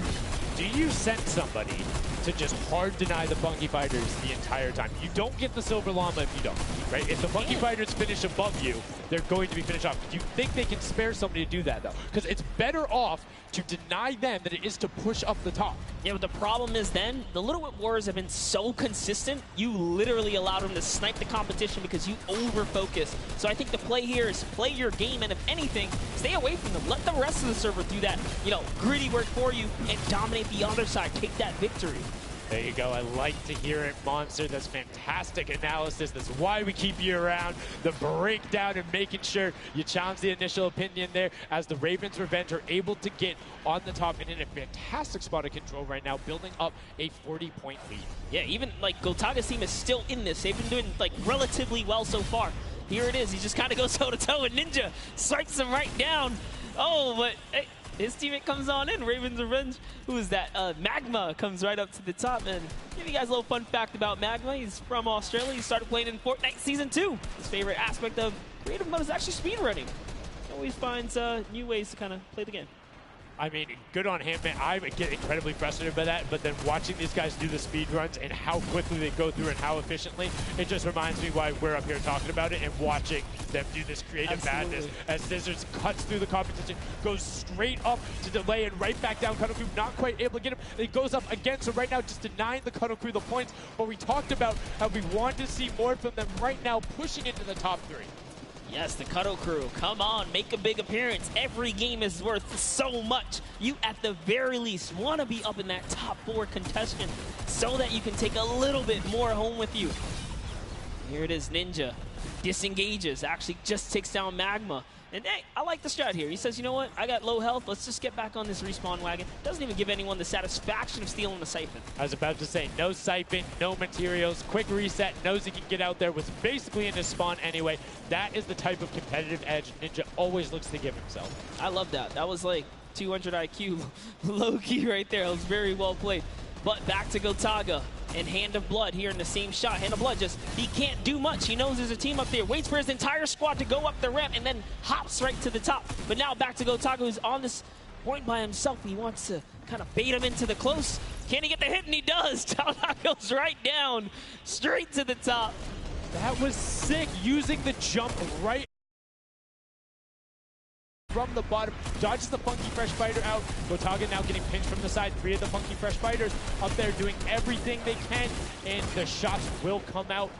Trying to find it, and Dracius coming back up to try and get some defense there for Gotaga, instead just going to disengage. And it's actually prime movement right there as well. You just see him baiting and switching, going back and forth, trying to get in there, see if he can kind of sneak in and get some extra damage. And here it is, someone's in front of him. He only needs 2 swipes. He goes down, he gets the Siphon. Oh, cannot convert another, which would have kept him in the game. His teammates are here, though. We're seeing a lot more points being sorted. It's a little more top-heavy this game, going towards the 10-minute mark right now, with Raven's Revenge and Llama Record Co. 100 points clear of the rest of the field. Unfortunately, though, the Funky Fighters have fell to the bottom of the totem pole. If they can't come up to the top, they actually are pushing themselves way out of the average, running for the win of this set. So they really need a massive comeback here. But Savenos is showing why he's here with 13 eliminations already, and bye-bye, falls down. Lucky for him. No fall damage. Yeah, it does reset, and that might be one of those moments where you opt for deny, and in fact, he does saying, hey, I'm at 5 HP anyway. I'll see you in a bit. I gotta respawn. Smart play for him. Sunshine Soldiers having a spot to themselves as well right now. Not quite sure who they pushed out here, but the impulse are flying overhead. And Gotaga, they're doing so good at holding the point here, and this is why they're in the #1 lead, but they don't have too much cushion to play with. No, particularly when 12 points per second on that central point B is open. Gotaga checking his surroundings, no shots coming through, and RT actually using the door edit and just a little counter edit to make sure that nobody is able to come up and contest him, and it just starts raining shots down towards the Little Whip Warriors. Raven's Revenge making their lives difficult this game, but up comes Ninja. RTA goes down, Chappie goes down, Ninja gets the slam. Gotaga, will he be able to find the last hit? Ninja intelligently backs away and strafes it out. Teammate picks that one up, and they get control. Yeah, I love how he played that, stepping and sidestepping so that he can just stay alive, because it doesn't matter if your team successfully wipes a point. If you don't have your captain there to seal the deal for the points afterwards, then you cannot earn anything from it. Here comes Gotaga. He's throwing himself into the fire, straight into the point there, and he gets taken out. Here it is. Tomaya's team has fallen to last place. Can they make a miraculous comeback here before the 7-minute mark? Maybe kind of get themselves in the running. They're trying their hardest. And I mean, generally we talk about caster curses. It might be like player jinxes going on right now. Everyone's saying, yeah, we're doing well. We're going to stick to our game plan. That just shows you no one is safe here. These guys are evolving, and they're playing a better game after game. Here goes Scissors. He needs one more swipe there, but Clytax wins the small engagement. And Clytax has been fragging out. He's been playing so incredibly well, being aggressive, getting in players' faces, and doing it all with that rare attack. But he's been consistently highest up there in terms of the elim. You see Portugal trying to get some pressure down, but good defensive building there from Kororo. Ryan Frantic comes out the side and cleans it up, but there is Hand of Blood coming directly down. Danya is also up there. We got a 3-way battle, but it's 4 chickens saying, this is our roost, get out. That's right, coming right up to own it all for themselves. Rubius doing so good right now. He's from Spain. He actually has a record on, was it YouTube for live streaming? 1.1 million viewers, imagine. Yes, one of the biggest content creators in Spain. Will they be able to push down towards the middle? As you can see, Little Whip and Llama Record Company already down there. We've seen this story before as the Funky Fresh Fighters go in, but you can barely even hear the shots over the impulse grenades going off as everyone's like, no, we've seen how this goes. The Funky Fighters need this. The Llama Record Company need this. So many of these guys, it's riding on this game right here. They have to get as many points as possible. But even with the 12-point one, we haven't seen a lead like this from Gotaga and crew. They are nearly 300 points clear of the next team. Nobody else is contesting there. The Cuddle crew has now been able to catch up a little bit, but they both just established control in their top zones, and Cuddle crew won't pass Raven's Revenge by just sticking with 3 points. They're in a fantastic spot to win this match. Yeah, they've actually been very consistent as well, right? They've been doing okay in that top 4, just doing a pretty good job at staying relevant after all of these rounds. So if Gotaga's team takes this, we actually don't know who can take this set right now. It's actually that close right here. Little Whip Warriors have kind of fallen down a bit here, but Funky Fighters clearly in last place is not good. And now, right now, you can see Tomoya coming in, doing everything he can to knock it down. Carnifex challenging as best he can, and Lachlan is just hanging out inside the cone. Lachlan's doing a great job here. He's just kind of hiding, loving the low profile kind of position and take here on the point. He was hidden, but hey, he has to come out now and defend himself. There's 3 chickens who surround him and take down that Cuddle Bear. Oh, man. They're supposed to be the tender defenders, but that was a whole bunch of aggression coming out from them there as they now immediately look and start to take shots. And the Ravens Revenge have now finally been unseated from their 3-point game. So a little bit of room to start for the catch-up, but it is utter chaos in Point D as Tomoya gets taken down, and the Funky Fighters are still in 8th place. There's still 55,000 minimal on this game alone here. You want to win this one. Ravens Revenge, can they hold it? Or will Cuddle Crew find themselves a big piece of the pie here? Because we're in New York City, you know, you got to make pizza references. That's how we're doing it. Here comes Gotaga kind of hopping on overhead. And all right, he wants more points. He's hungry for it.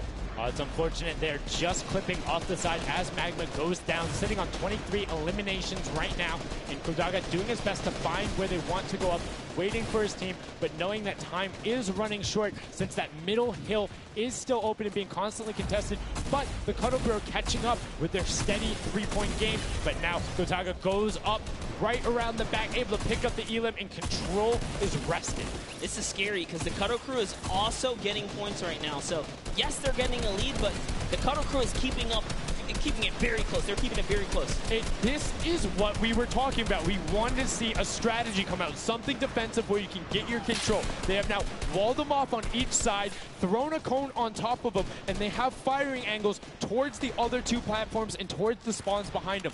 Nobody wants to go contest them, but right now, Gotaga, oh, we saw what happened when Scissors did that. Don't count your chickens before they hatch because they're catching up right now. You can see that 12 points ticking over, but they do still have a lead as players are trying their best to deny Ravens Revenge. Yes, you have to keep him safe. This is the protect the president strat at its finest. Cuddle Crew still gaining points. Llama Record still getting points. In comes the fire from all the other platforms. Cuddle Crew's putting on pressure. They don't want to give him the freebie here. You have to look at Ravens Revenge, though. Everybody is so focused on the middle. Nobody is going and challenging the top team. You know they're over there. You know they're uncontested right now. You have to be putting shots down there. You have to find the tags under Gotaga. There it is. And they got him. They got him the difference now. Look at the Cuddle Crew climbing up on their consistent 3, but they still have control of the top. They just don't have their sword. It's 2 hops to get up there. That's right, and now Lachlan can just sit here. He can just hang out, earn these points. This is what he needs to do, and he's almost there. He is almost there. The first place can be his. Right now, he can take this lead, Sundown. But they got control at the same time. It's literally ticking over a half-second away from each other. The shots are going. Cuddle Crew has the lead, though. Will the shot be able to go through? Yes! Cuddle Crew gets goes taken down. 999, 1,000. Gotaga and Ravens Revenge in the closest nail-biter yet. Edge out the Cuddle Crew in 2 teams who we said we wanted to see more. They brought more. Are you kidding me? The Fish fam step up and shut it down. Just the fact they stepped on the point, they couldn't earn points, and they lost the lead. They were just a tick ahead. That could have been their game. I mean, it's just, let's check out the replay. You can see the counter in the top right, but the Fish fam going up and challenging on the other side. You can see them hopping up there. No one was at the Ravens Revenge as soon as they were there, and the celebration too. You have to be excited when you see that Victory Royale screen pop up when you're up there. I mean, What's it like to win a game on that stage? I have no idea. Those guys do, though. We you know, at some point before the day's over, we really got to recap the other point of a point of view there, because they had it. They were one tick ahead. They were there, knocking on the door, 55,000 away from bonus prize on top of this entire competition. It was right there. And it got taken away, and this is why I love Sky Station.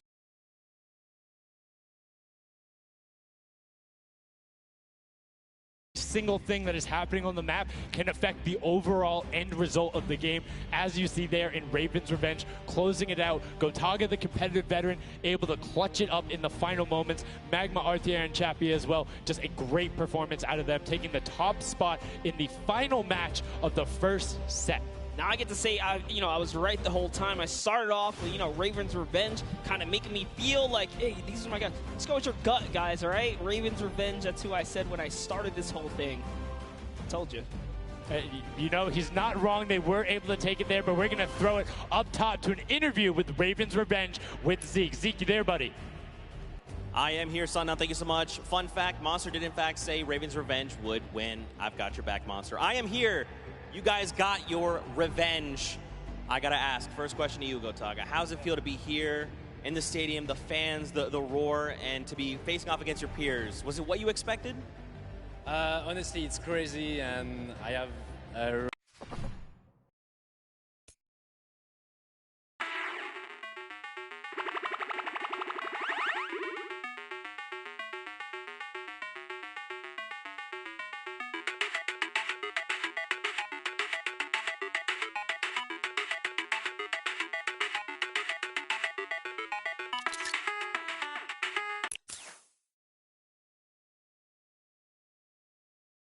waiting for someone else to make a move, or are you guys like, no, we're going in first?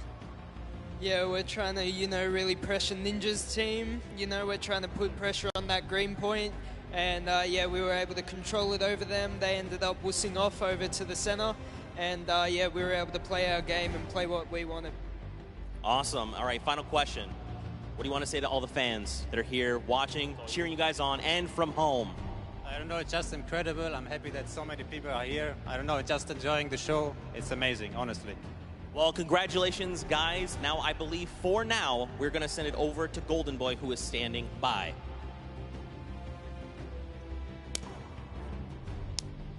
Let's go.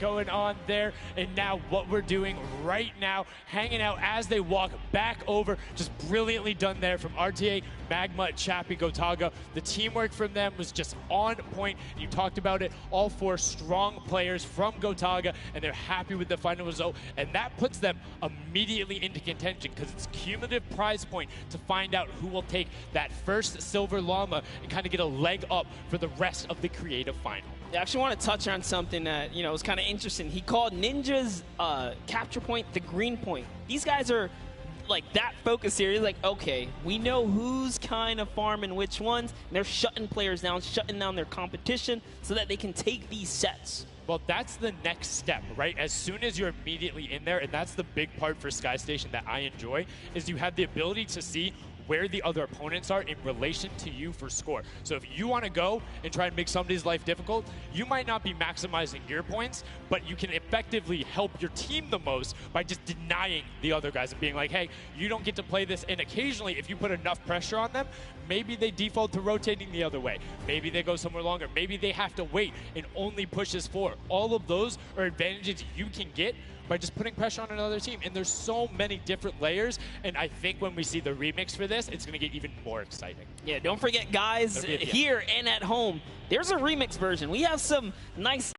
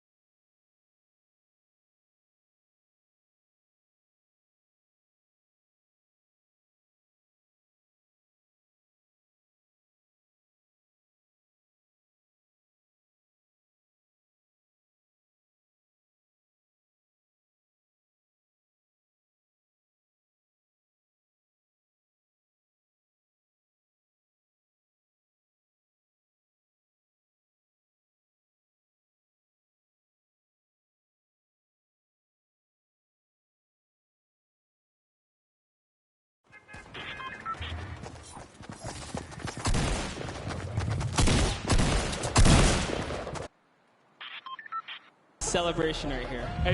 You kind of are like, it's a little, I don't want to say like bittersweet there, but it's like, oh, you kind of like get pushed out in the last game, and then boom, you get it. But now the Silver Llama over, they're happy. They realize, and the big thing, that gives them a leg up for the rest of the competition. If they can win the next match, another team has to win both of them. But such a great job from the Funky Fighters, sticking to their guns, staying with the strategy, getting 2 top 2 plays finishes, one of them being a win. I actually love this right here. They're all getting together, showing team harmony. They're clearly happy. They take the first set. That's amazing. They're off to the right start, really. They can get another 1 or 2 of those, and this entire creative finals is theirs. Well, and again, we talked to Tomoya beforehand, and he was like, yeah, we're really confident when we can get in the races. We want to be on that world run. We know we can do that. We have some really good runners, and then they turn around and do that? I was just showdown? Yeah, I was just going to touch it. I was like, you know what? Yeah, this wasn't even their strong suit, right? He did a death run at some point. That's when he recruited his people for this creative challenge. So, for him to take what might be one of our, key sessions, that's actually crazy. And here's the team standings, Sundown. Yeah, look at the final team standings. So Llama Record Code do just get edged out by $1,500 there. The Funky Fighters, you can see on the right-hand side, have been awarded that Silver Llama. Rounding it out, you have Raven's Revenge in the top 3, Cuddle Crew and Little Whip Warriors both at 55, sitting in 4th and 5th. Fish Spam, Sunshine, Soldiers, I almost got that one, 6 and 7, and then 8 there are the Chicken Champions. But this is set 1 of 4. There's still tons of creative games to be going on. I mean, it's been so good, and like we talked about earlier, we have a never-before-seen map and game mode for you guys. Now, I know we released Prop Hunt. It's something that's kind of similar to that. How many of you guys have played Red Light, Green Light at some point in time, right? You've been there, you've done it. I know, whether it might have been a little while ago. Junkyard Juke is a red light, green light prop hunt version where you will have 2 teams sitting up as guards running. It will rotate through every single one of the rounds, and here you can see how to win. You have to dodge those guards, sprint into the and incinerate yourself in order to get those.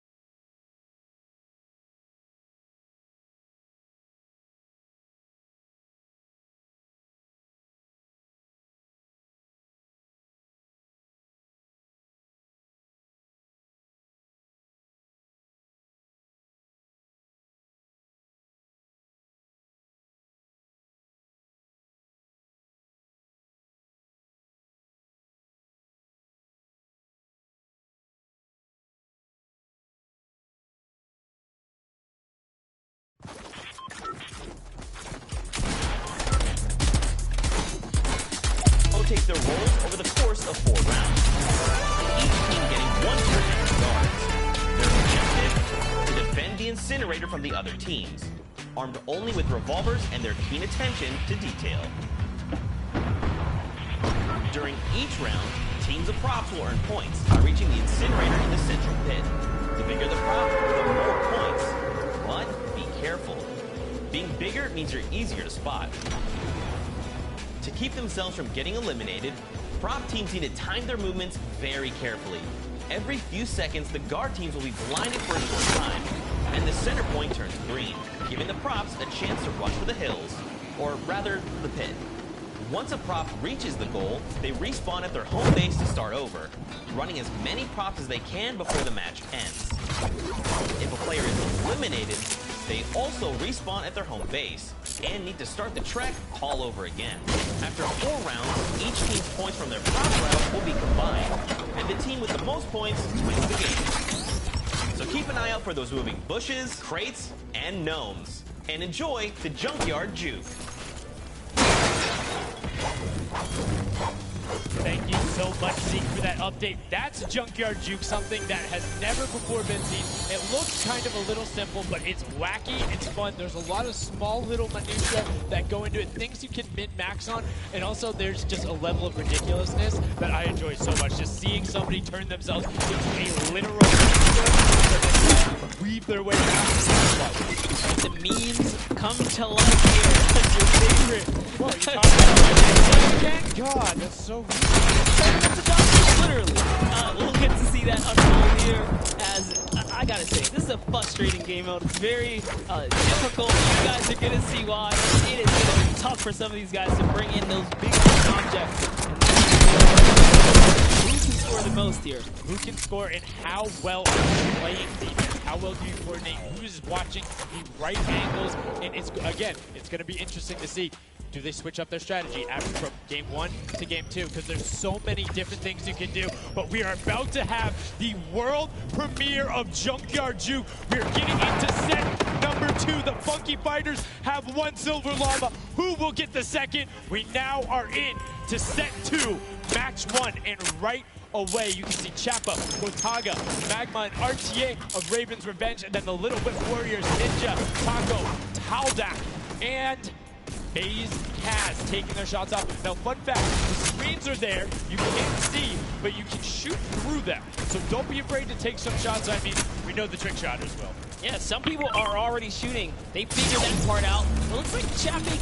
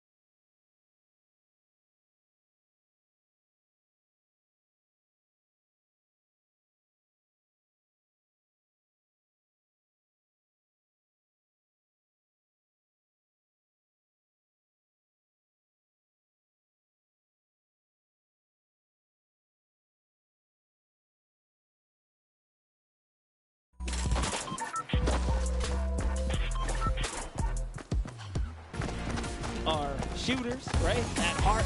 And at the end of the day, if something looks off the top right vent right here, you're just going to get popped. So you got to be careful here.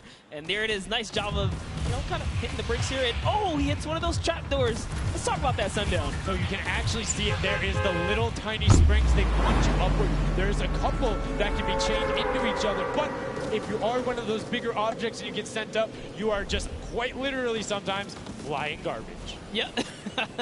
But, it would be too easy if we didn't lay traps around, right? So you got to kind of spice it up for the people that are turned into props, too. So you can also, actually, the people who can turn into props, there's one pathway where you can chain 2 of them together. So if you can get there, you almost land directly in front of it. So as long as you time it correctly, you can use them slightly to your advantage, but most of the time, they're a little bit more annoying. And boom, you can see the truck going in.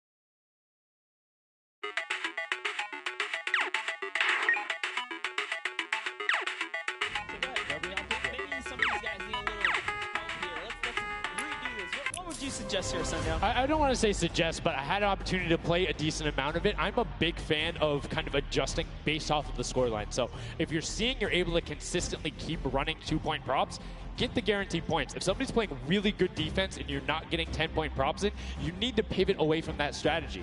Because getting any points at all is better than none, and particularly if you waste a run on a dumpster where the entire time you're going and then you're stopping, and then you're going and then you're stopping. Eventually, even if you get all the way to the end, sometimes it's not enough, right? And then you've wasted that 35, 45 seconds, 3 rotations to get just there, whereas you could have grabbed the burger, grabbed the bucket, and ran the entire time, weaved around, trying to catch a good area, as we saw with the statue, able to hide around the corner. So would love to see in the next match a little bit more, I don't want to say determination going into it, but be a little bit more deliberate.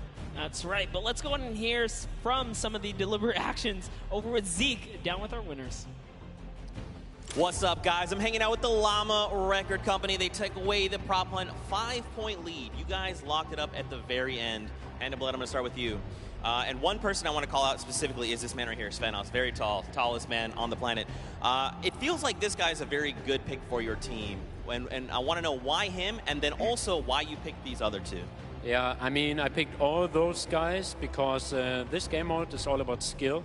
There are no random things in it. You need good aim, you need decision making for sure.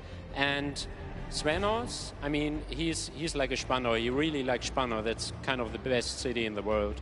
And that's why I picked him first, for example. Okay, now Svenos, I'm going to put you on blast for a second because we've known each other quite a while.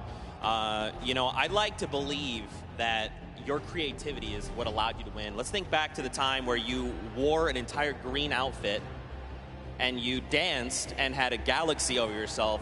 Do you feel like that galaxy and that kind of creativity helped you get this dub? I don't know what you're talking about, mate. I think people at home that watched, you guys probably know exactly what I'm talking about. Let's go over this way now. What did you think about that game? Was it what you expected? Was it different? Did it catch off guard? Were you ready to just jump into it? It's enjoyable. Once you get the hang of it, it gets a lot easier. You just got to work out who's good at aiming, which team's on the tower, and after that, you're good. All right, final question. Do you think you have what it takes? Are you gonna? Is the Llama Record Company going to be the team? You think someone else is standing in your way, or is it all you guys? I think it's going to be all us, yes. There you go. Man, a few words, that's all they need. Gentlemen, thank you so much. Best of luck going forward. Back to you guys on the desk. Thank you so much, Zeke. Another brilliant performance there coming out of the Llama Record Company. We talked about their versatility. We talked about how quickly they pick up competitive matches. But this is what happened in the first set, right? They were there. They were confident. They're like, yeah, once you get it, it's easy. And then all the other teams immediately caught up. So it'll be very interesting to see if that same story from set 1 is what's happening in set 2. Yep, that's right. Alex up there said it best. He had the confidence. He felt good in those final moments. Hey, once you figure out who's aiming, maybe just avoid him. Yeah, I mean, if somebody is hitting all their shots, you need to take a different route. You can't go and continuously challenge them because, again, we talked about that. If you waste all the time to run through and the guy hits a lucky, or I don't want to say lucky blind fire, but a consistent blind fire through there, don't keep running that way. But like we said, this is the first time seeing the Junkyard Juke mode, and we talked about the prop hunt mode earlier, but you can play it live right now in-game. There's an LTM that's available only for this weekend. Let's check it out.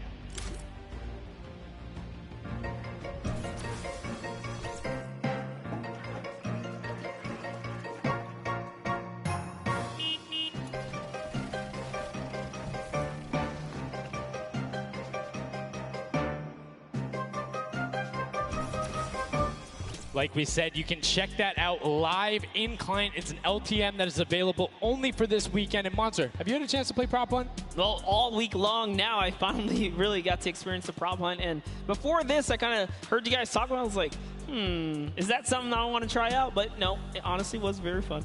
There's so many just fun moments, but the ability to then push it to a competitive level, these guys are doing great, but we're now going to get into match 2 of set 2. The second time you will have seen Junkyard Juke, and let's see who is able to push on. The match is about to start. Here we go. The creative finals at the Fortnite World Cup. Set 2, match 2 of Junkyard Juke.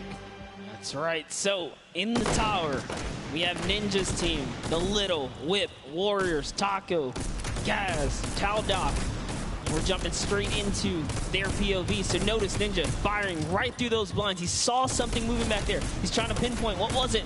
He does, of course, track him down with Sport Turtle. Ooh, just a little pixel. You know, you stand out, you're going to get popped here. He needs to make sure he's still watching his left-hand side, though, because there is a whole run on that corner right now where people would be able to come out, and now all of a sudden you see Alex JJ, Tyler, Ryan Fanta, MSYB all heading that direction. Nobody is checking that corner. He's checking it every now and then, but he's primarily aiming on the right, and right as I say that now looks back on over as the rush comes through, but MSYB and Rubius are able to get in.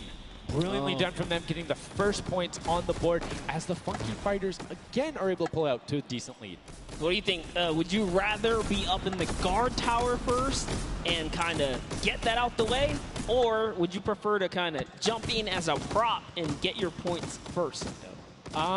So for me, it depends if I can get a lead. If I have a lead, obviously I want to be a guard tower at the end because I'm very confident in my ability to just spam shots in the right direction because I know like I can find the sight line and all that. With that being said, if you can get in the guard tower early and you do incredibly well, it gives you the bonus. You know how many points you need to get. You know how consistent and fast you can run. And right now we're seeing a lot more 5-point props than last round. People consistently trying to get those in, recognizing, hey, they're a little bit quicker. People are finding their angles now. But as I say that Achim with the Sunshine Soldiers gets in that truck. 10 points going over to them, and 15 actually as a 5-pointer got sorted right at the same time. That was perfect. Yeah, and the Sunshine Soldiers had a great last run. Achin and his crew really pulled it together. They were at the top for a while there, but in those final moments, we saw the Chicken Champions take away and kind of break away. And now look, no surprise, Chicken Champs, they're feeling it. They found their rhythm towards the end of the last one. If they carry that over, this is going to be a close one. Yeah, and you can see Carnifex hits the jump pad twice over there, doing everything he can to not get hit, and he does get the teddy bear in. 10 points going through, and Clytex gets picked right at the edge. Right through the current. Taco is like, you know what? I'm going to check the close area. Look at how Chappie's doing it as well. He's actually eliminated 9 props so far, so he is really firing away here, trying to see if anyone's trying to make a mad dash while the curtains are up, and Sandy gets caught right there. Good shot right away. 20 seconds left, so players need to start running if they're going. Good shots coming out from Trappy to get it there and get the reload off. Saw the truck over on the side, is able to pick that one up, and now is looking for the smaller props towards the side. Knew there was movement, just wants to fire it up. Only 10 seconds left. They should be able to get the defense, but there goes a bucket. Look at it. Oh, the cactus. Those are hard to hit. There he goes, able to pick it up just at the last second. Good attempt from Kutu, and you can see the points already coming across. Players so far sticking to their game plan, 5 and 10 point props all the way. That is the way to go. Inch your way up and over to that victory there. But that was just the first round of 4 here. Round 2 is going to begin. What's going to happen now is, again, the guard tower is going to mix up. We're going to see new players in the guard tower, and then the other players that were previously in the guard tower back on the prop hunt floor. Yes, you get 1 round in the guard tower, 3 rounds of running as the props, and you can see right away now you have the Funky Fighters up top, and the shots go out as soon as the blinds go down, not letting anything happen as the props march their way out of spawn. This is fun right here. I love watching these trucks waddle about, really trying to find their way, and they see the light go to change, plant themselves down, and they're back out to the field here. Yep, and desperately trying to avoid, there's no way. You're stacked on top of each other. Come on, you got to shoot one of the two. Shots are going towards it, but right now Zan trying to get that cuddly cute teddy bear into the incinerator. Not a sentence I ever thought I would say there, as the Archer is now doing everything he can. Hits the bounce target twice and is able to convert as Magma gets another good run and sneaks in under the shots of Dracius. That's right. This is just getting closer and closer as we have a 3-way tie now. The Fish Fam, Llama Record Company, the Cuddle Crew, all at the top here, and it's still a very close game so far. Dan Yan right here from the Sunshine Soldiers, peeking around, using that camera angle, trying to see when it's time, wants to waste no time here. Bat, it goes down, and off to the races she goes. But will it change? Yep. Actually, stops early, too. Says, you know what, I'm going to play it safe. I'm going to stop before the curtain comes up. and she has to be having a blast right now. She says one of her favorite things about creative mode is kind of the wacky and Waynian situations you get into, particularly like prop hunt. So this must be a game mode that she's doing incredibly well and enjoying herself in. As you can see there, her team is able to get a couple of props in there. Gotaga and Clytex try to make the final little sprint. Hand of Blood gets another 10 points over, as does Taco with a 5-point statue there. Scissors is hanging around on the side there. Will go through. No, I did not mean to call you trash. You just are a dumpster now, quite literally. Quite literally, but oh, the rage. I read the lips. He said, I was so mad. He got taken out right there. And I like this. Let's see how he decides. He's going for those 10 points, though. Notice he went straight to the right for the big objects. That's the risk. That's what it is about. That's what happens. You need to be careful not only of the fact you're bigger, easier to see while you're moving, but you need to find a blank space in order to set down. Can't be clipping into anything else with 45 seconds remaining in round 2. And you can see Svetos a minute before the guard looked at him. He's like, I don't, nah, I'm out. Right there. And right now, relatively top heavy. 70-70, and as I said, Fish Fam does get their 80th point, but Lachlan hanging out on top of the Rebel, 28 seconds left, does find an angle that you know, no he actually really didn't watching. park either. He just jumped on top of it. You know, I haven't been to this section here where all the vehicles are. This is the section I'm talking about, where you can grab a burger in a bucket, go out, and not expose yourself except for during one period. And as long as you either full run the time through, or you opt to sit still during that time, then you're good. You will score literally every single run. It's just you have to be a 2-point prop, and you have to go to that exit. Oh, Danyan right there, unfortunately, couldn't push through in those final moments there. And that was round 2 of 4, as we are looking to get into round 3 next. So they can earn some more points. And every single set matters, right? Every game matters, because there's a lot of prize on the line. Yes, every single match is scored. The top 4 will receive a gradient of money going from $55,000 down to 20, and then you have the 4th through 10th all receiving 10. That prize is then decided who will receive the Silver Llama. The Funky Fighters currently have one, but who will be able to press with them? Clytax, that vehicle is way too big, buddy. You can't just be trying to squeeze it behind that and not think someone's going to see the tail end of it. Here we have Bensor and Drakias close by one another. Benzor gets popped through the blinds there. And wait, so he's going to take a couple shots. He said, does his truck belong here? He did miss, though. Lucky for him. The bad aim and that moment right there is going to allow him to sneak that big 10-point. No! He gets taken out. Right there. That's no points for him. 10 is huge in this mode, too. It's very difficult to get a vehicle all the way through. I mean, it's swingy, right? If you think about it, the last round was one with 150 points, right? So if you get a singular 10-point profit, that's not an insignificant percentage there. Like, that's going to be able to help your team, but you also need to set your feet there, as Kororo didn't hit the crouch button. It was like, I see you wiggling a little bit there. Yoink. And there's Ninja, Ryan, Fronta, Chappie, and many others still in the running here. Just kind of peeking around. You see Tyler shooting straight through the curtain. It almost looks like he's beelining his shots down the aisle there, trying to see if he can get anyone trying to exit out. Zan sees one pop up in the air, and I think he might have clipped that person out. Nobody was watching that side.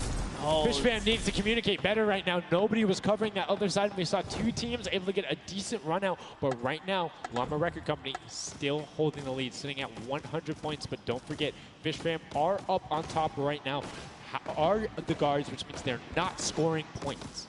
He's so fast. Ryan Bronze is so fast here with this prop. Even moving it, he doesn't care. He's going all the way for it. But he's got to watch for traps.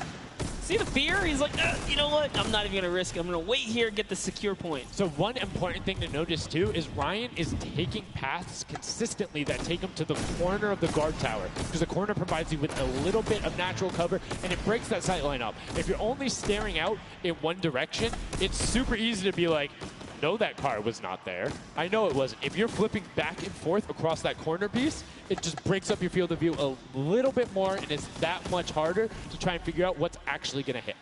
That's right, and oh boy, is MSYB going to be able to sneak this huge truck in? Oh, he actually hit something there. He's going to sneak it right underneath. Lucky for him, the shot did not come back in time. But just that big archery target was almost enough to kind of block him right there. Venos gets another large object in as well. That's another 10-pointer for the Llama record. It was fully processed here, so now he's at 130. Can Can the Cuddle Crew hold the lead here, though? Can they secure it? All the Llama Record Company needs to not score right now, and they'll continue to kind of stay in the lead. And you can see Scissors is hitting a ton of shots. They're trying to get the retribution as the guard, and now we're heading in to our final round of match number 2. So we'll see who the guards are, see what the stakes are, and who will be able to take that #1 spot. Again, first place, $55,000, and that much closer to Silver Llama #2. And again, we have the Cuddle Crew and Llama Record Co. up on defense. Let's check out that scoreboard. And Cuddle Crew, Llama Record Co., first and second. Who will be able to overtake them? And they are so close to 5 points separating. It's a battle for first and second now. Yes, Lackland and the rest of his team are trying their hardest. They have to stop people from scoring. The Chicken Champions get up. They can just easily snag this away, but for now they know the Llama Record Company cannot. They can't take them over. Ooh, I thought he was going to shoot that car. He knew it wasn't there. Nice. Finds the box right around the corner and then gets another one right after. Blind fire through the shade as Rubius is looking to post up there. Spanish YouTuber trying to find a way in, trying to lead his team, and they've overtaken the Llama Record Co. with plenty of time and are tied with the Cuddle team. Any singular point now will put the Chicken Champions as our match 2 winner. They need one prop. That's right, they're so close here. Magma trying to hop on over. Who's it going to be for the Chicken Champions? Who's going to be? Do you think they get a 2-point prop? They have the scoreboard in front of them. They know they need only that. Do you think they run one in, or do you think they stay with what they're doing right now? Honestly, I think they're just going to stay with what they're doing. It's working. Why break the formula here? They have over a minute to do so. And just like that, they are going to sneak in here. That will be it. Yes, brilliantly done. And they're overtaking them. And now the question is, can the Little Whip Warriors get enough in to catch them? It's a 25-point spread, but you can get that. You have 4 runners. You can get that in a single run if you're well coordinated enough. Will they be able to catch up, or can the Chicken Champions edge it out and be our match 2 victors? That's right, because the Cuddle Crew is now bumped out. The Chicken Champions are holding it. Little Whip Warriors have scored, though. 1 minute left here. Uh-oh. Raven's Revenge coming up as well, as is the Fish Fam. This is actually getting closer than we would have thought. They're close to pushing out the Cuddle Crew and the Llamas. Yep, and Little Whip Ninja also getting the 5 points there. Will be able to overtake. Don't forget, you don't want to end up 4th to 8th. It's all about at least breaking into top 4 to get a little bit of the differentiation there in the prizing. But the Chicken Champions are pulling ahead. They're keeping that 25-point difference so far between the Little Whip Warriors. Little Whip needs to find a coordinated run with 10-point props in these last 30 seconds, or they're not going to get it. Meanwhile, Bensor running that statue and trying to lock up everything he can for the lead. And he's being extremely patient with it. Taking a corner run, finding everything he needs to do. Little Whip does get a 5 and a 10, and they're still now only 20 points behind, but Bensor is going to be able to lock that one up from there. 5 points, 25, 15 seconds left. The Chicken Champions are sitting pretty. Yes, that's right. If the Little Whip Warriors don't score big right now with all big props, it's going to be all over in 3 seconds. And it's not going to be enough here because the Chicken Champions, they actually pushed the lead even further. Did you see what happened at the last second? They did score. No. Raven's Revenge grabbed a 2-point prop, hard ran all the way through, got it in, right? And then that pushed them from 4th into 3rd. When we talk about every little interaction mattering, that was it. But the Chicken Champions, one might be able to say that was excellent. They were able to tender defend that title for the match 2 victory and putting them in a good spot to contend for the set 2 Llama. You can see the excitement there on their faces as they just realize, hey man, we got this. We're in the running here. The Junkyard Juke could be ours. And you can see they're still talking gameplay right now. Like, they want to know, what can we do more? That play you did right there was awesome, but they want the next one because there's 3 matches for each one of the sets. And a win there would put them in a fantastic spot to get the 2nd Silver Llama. You need that in order to be in contention. And if they're able to split it up away and deny it from the Funky Fighters, the field's wide open. Yes, it's not over yet. That's just another team who takes a victory here, making it that much closer of a running so far. and we saw the Ravens' revenge kind of sneak up too. You need as many points as possible. The bigger the placement, the better the prize as well for the round, so you can't just give up either. You got to push it all the way to the final moment. And hey, hats off to whoever's call that was on Ravens Revenge. That was a brilliant decision, showing exactly why you're able to qualify for the Fortnite World Cup Creative Finals, why you're playing on that stage. Those are the big plays, but again, brilliantly done from the Chicken Champions. Consistent runs, stuck to their statues, stuck to their routes, and took the corners. And now we're actually going to have a chance to talk to our Chicken Champions, the Match 2 champions. Zeke has them up there on the top floor. Zeke, what do you got for us? What's going on, guys? I'm hanging out with the Chicken Champions, guys. That game was insane. Feathers were flying, and you guys clutched it up. Did you figure out the strategy? Because you guys were well and ahead of everybody else. Yeah, we practiced yesterday, and everything is thanks to this guy. This guy always goes for the 10 points, always, and he always gets it. So thanks to you, man. All right, then I'm coming to you, Mr. Carey. What was the strategy? How did you get the 10 points in there? Was it the same every time? Did you switch things up? Yeah, go for the 10 points each time and do the same strategy, and it seems to work. So in this intense game of red light, green light, were you like stopping early, or were you just like going as far as you could go and then waiting for someone to spot you and stopping, or what was your plan? I'm taking it very patiently. Yeah. All right, now over to you guys. What do you guys think of this game mode? Has it been everything you thought it's been? Yeah, it's great. We had a game plan. We definitely did what we came to do, and yeah, that's what we expected. So. Very well executed. You did not lay an egg. All right, final question for you. I want to give you the chance to tell the world, you know, all the fans something. What do you want to tell them? Thanks for the support from Spain, for the other world, and my team is it's good in this mode, and will we win the next match? There you go. The excitement is real. Gentlemen, congratulations. Best of luck going forward. We're sending it back your way. Brilliantly done there from the Chicken Champions. Thank you so much, Zeke. They're excited to be there. They stuck to the gameplay. And shout out to Bensor. The one thing he was looking forward to on this trip, he wanted to play in front of a big crowd. He got that moment, running through, securing that for the Chicken Champions. And immediate El Rubius turned to him and was like, it's all him, man. He put the team on his back or put the team in his dumpster. I don't know. That normally that wouldn't be a good thing, but in this circumstance, hey, it worked out for him. Yeah, another prop to Kyoto as well. The only or one of two controller players here, you know, in the creative finals. So very nice of him to kind of represent for those guys as well. And again, just showing that he's got the moves out there. He had the moves, was able to find the right angles, and now we've seen some developments from match 1 to match 2. Yep. What was the big thing that stuck out from you that was different? In that last one, honestly, finally seeing someone pick up those 2-point props, right? Using those are points right there. But with that, we'll jump over to Bala. We'll take a fun look at some of the things that developed in our last few moments. Thank you so much, guys. Yes, the Junkyard Juke is developing nicely. Everybody's starting to figure out what all the different tools and props they have available to them. So with that, we're going to hop into some of the tips and tricks that I've seen from the Junkyard Juke so far. We can roll the clip right now as all these players. The first thing I want to point out is there are these springboards. Unfortunately, Dan Yen gets picked out of the sky there. Not too happy about that. But moving on to Tomoya using the statue. This is one of the interesting scores I saw with the statue, those higher point objects being useful. Scissors here with the springboard, the recovery, and just barely doesn't get into the incinerator at the last second. And then here we have Tomoya, we have again, just an awesome run towards there, looking like a scene out of everybody, you know, crossing the street at the same time. Here's Tracius hitting some amazing shots through the black.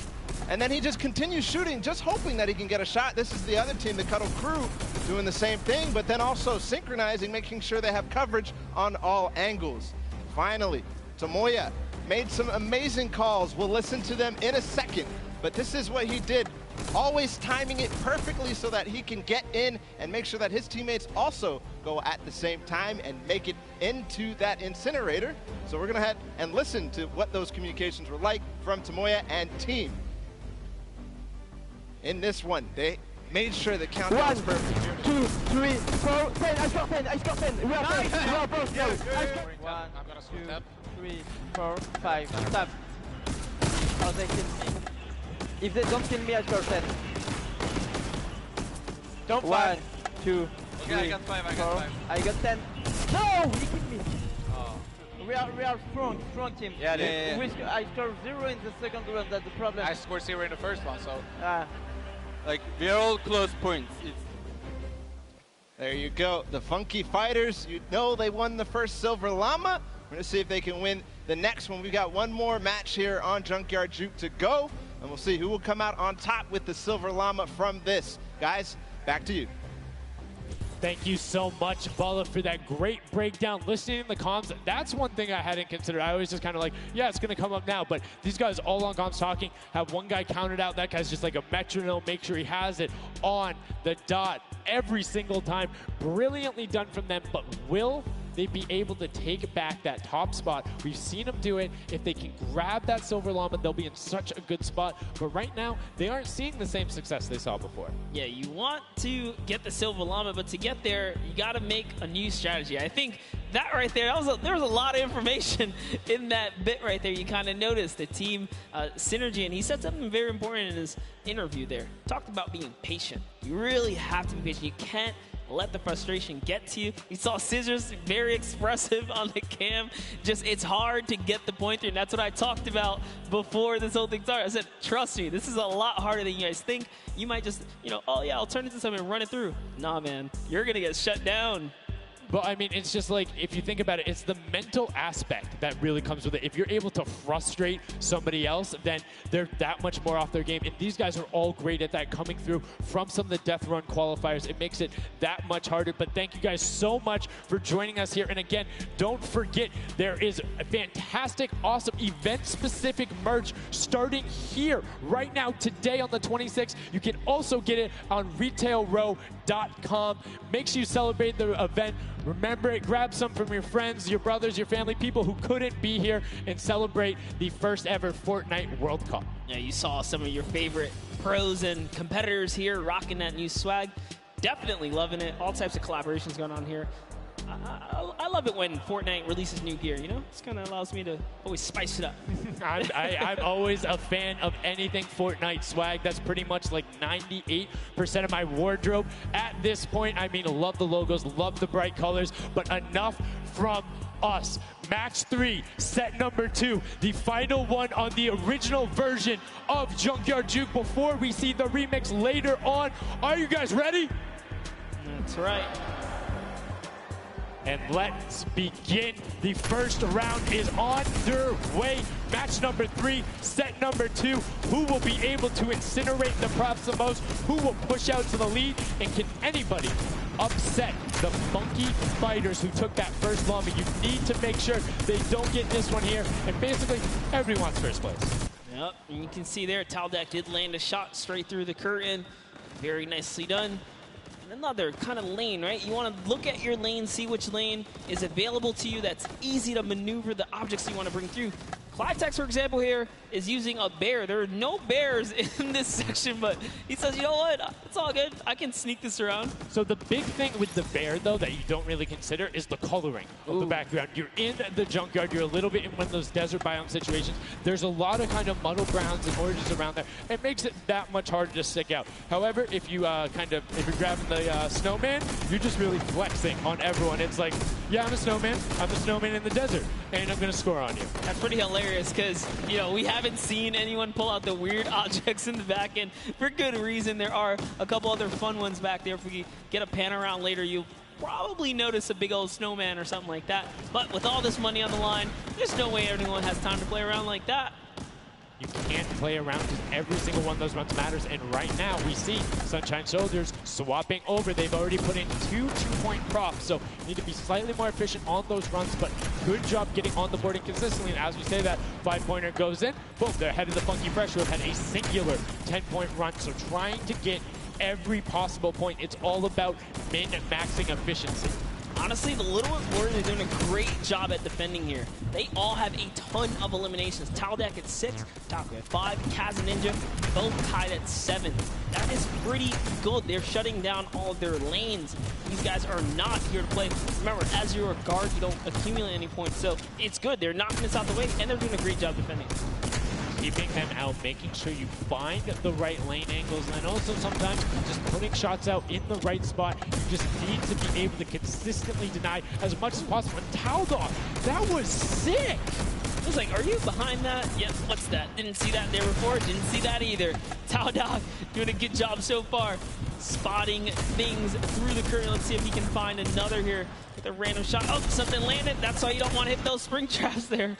They make it so difficult when you're a larger object coming back down because it's just so much motion on the screen. When everything else is still, if you see that thing falling through, like, it's an easy shot. And particularly for all of these players up there. I mean, Gotaga and Crew, everyone on Raven's Revenge, him, Magma, RTA, and Chappie, all have been able to hit their shots. And then, I mean, Little Whip Warriors is a team of hit your shots. That's right, and there it is. Last opportunities to make a point have just concluded, and that was the first round. There are 4 of these, so we're going to switch up the guards now. Little Whip Warriors get a chance at, trying to earn some points, and as do the others. The next round will begin. That dragon's so cool. That's so cool. Look at that. Yo, almost looks real. Yo, shout out to the observers. That shot right there, that's really cool. Big fan of it going out. And as you can see now, round 2 is underway. This is the final match on Junkyard Juke of set 2. And right off the bat, 2 archery targets and a water heater marching on out. Yep, that archery target is worth 10 points, though. So if you can bring that all the way through, it's one of the, I guess, smaller, large point objects. Magma doesn't even care. He's impatient. He saw the blinds open up. He just kept going. Svenoff did pump the brakes, though, even right here. Notice, stops very early. He's just trying to blend in and get as many points as possible right here. Ooh. Did get picked up. It might have been the book there. That's the one thing that you need to note that makes it very difficult about the bullseye or the archery target is the fact that because it has those placed legs, you have to be deliberate about where you're setting down. Otherwise, you're like, boom, right there. That book would be a giveaway if somebody decided to look down and double check that box. But there's 6 other boxes around, so relatively safe. Good path chosen there from Tyler, and opts to stop and being, a little bit of patient, and might have cost him there. I think he would have had it if he just go full send, and I think he thinks so too. It makes me laugh to see him scratch his head, his jaw drops like, oh, being so close and not making it through is so unfortunate. Taldog is going to find a little bit of success there as the Suezo, and you saw Alex J for a bit is very close to scoring as well. Here's Zan from the Fish Fam representing, hugging really close to that cactus. So long as he's not pushing through it, yeah, he is going to be able to sneak on out. He kind of hiccups there. He's going to go all the way. He doesn't care if the curtain comes down. He sneaks right underneath Tomoya and his team up top. Funky Fighters are at 35 points now in the guard tower. They can't earn any more. And that was a great run there by Zan. Now you can see Svenos waiting for the blinds to go down, making sure he can find an angle, and then pushing in towards. Needs to be careful of that spring right there, but doesn't matter. Gets picked up anyway as he's like, hey, there wasn't a card there before. Alex JJ now looking to find a run. You can see Fish Fam and Llama Record Code currently hanging out at the top, but again, haven't had the chance to be up there, so can be expected. Alex JJ now 2 targets, both running out. Good stops at the same time, but particularly if you have 2 people taking the same path as the same item, it kind of has a little bit more of a benefit because you're like, yeah, those were both there but mine. There's no way those are both props. That's what I was going to say. I was like, you know what? Honestly, if you see a bunch of the same things, they blend in a little more. It's when something's an oddball that you really start to shoot. So maybe it is a good idea to time it, right? But there's split spawns, so you don't always consistently. There's different spawn points around the map that have the different exits as you go out, so you can coordinate with a teammate. Or what you can also do is sort of bait somebody else to do it, right? So you see somebody who's running an archery target, and you're like, okay, I'm just going to grab that too, and then you follow their path. And if they get picked up, oh, well, you look slightly more natural, particularly if you're that much more patient. And you can see Svenos is actually doing that right now with Carnifex, both of them going into the box. Svenos does hit the spring, is hanging out behind the car, and will get the score. That was a great run from him. Yeah, he actually recognized Horazi was not looking down in the right direction, so he took advantage of that. Funky Fighter let his guard down for just a second there. He did manage to sneak on through, so that was the big point there in the final seconds as this round is now coming to a close there. Next round is going to begin. We're going to switch up the guards. Take another look. And no dancing, just props and shots going out from the guards. Round 3 kicking off in the final match of set 2. at the Creative Finals. Who will be able to take that second silver llama? And right now, you see Bensor is going in for the 10-point prop right away. Kutu does get the Mimic, but then opts to go for a different route as players are starting to feel a little bit of the pressure here. You can tell they need to score points. It's the first time we're starting to see some gnomes out there and another teddy bear on the run. That's right, Kantaka representing here. He's putting himself straight behind every object that he can. I love that they're using the smaller objects. It's so much easier to score with those. When you bring those big ones out, it really is hard. He actually put himself inside the truck. You see that? He's following Kuta so close here. Just gotta use him as bait, really. As you get behind him, he's safe.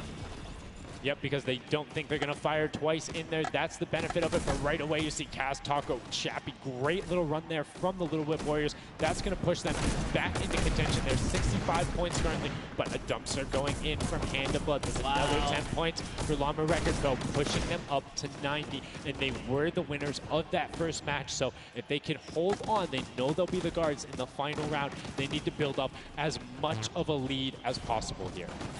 Carraro actually has 15 eliminations, so he had a super successful guard round, but the Chicken Champions need to get picked up here. They need these points. And there it is. He's doing a lot of work for his team, showing that, hey, I can push this up here too.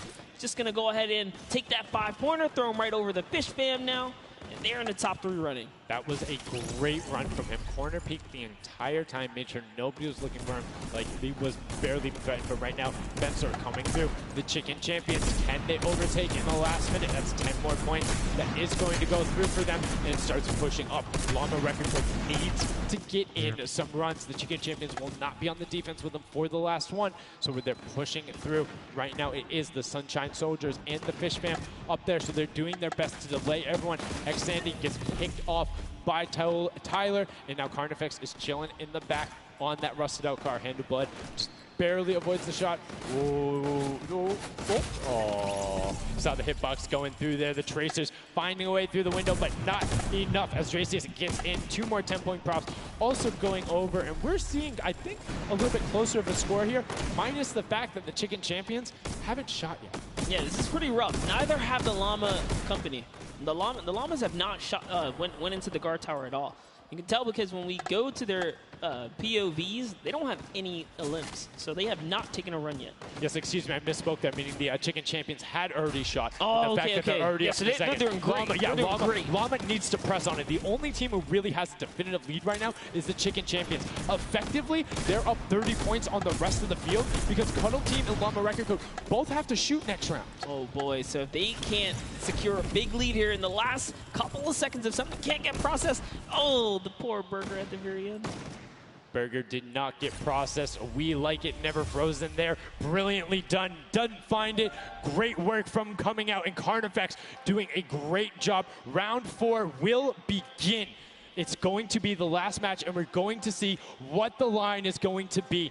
Who is up in the tower? Who will be able to defend? And can they hold them off? Again, it's Llama Record Co. and the Cuddle Crew up there. Go Taga. It's already up there. And you can see the Chicken Champions were able to connect, so it's all about can a Little Whip and them catch up. They need a fantastic run, and they have to do everything to deny him, and you can see right away already tunneling in on those 10-point props. Yeah, the Cuddle Crew cannot earn points. The Chicken Champions already have the lead. They just kind of continue to press on here. Llama Records are up at their still matters. There's so much on the line for depending on each game, right? Each game is worth so much. You still want to hold your placement regardless of what. This is still a fantastic game for all the teams in the top 3 right now. And I mean, we saw the Ravens come up huge in their last match, pushing all the way from 7th into 3rd because of clutch last-minute decision-making. Right now, Little Whips are trying to do everything they can to catch up with the Chicken Champions and not deny them. Ninja still sticking with the water heater runs, trying to get as many of those in, but the Chicken Champions are still stretching out their lead. They have a 25-point lead, which means the Little Whip Warriors have to either start fast running with the 5-point props or switch to 10-point props. They cannot catch them doing a patient 5-point strategy right now. They won't have enough time with how good the Chicken Champions have been. They have been the prop masters so far. Yes, they have. They were doing so good, and oh no, Ninja hits a huge spike there. He's trying to dodge, and he's so close to making it through. very, very close. Here comes a 10-pointer from Taldoc, sneaks it right in. That's great for the Little Whip Warriors. That's actually going to throw them over the Llama Record Company right there. Cuddle Crew actually is somehow up. Look, the Little Whip Warriors actually went to second place now. They're so close to overthrowing the Chicken Champions as well. It's going to come down to the last final moments. Can the Little Whip Warriors get the runs they need to? You can see Kaz is taking the corner route, trying to find whatever he can, and he's doing it very well so far. Avoiding the jump pads there. Pretty sure Ninja called those ones out on the run since he hit them on the last time.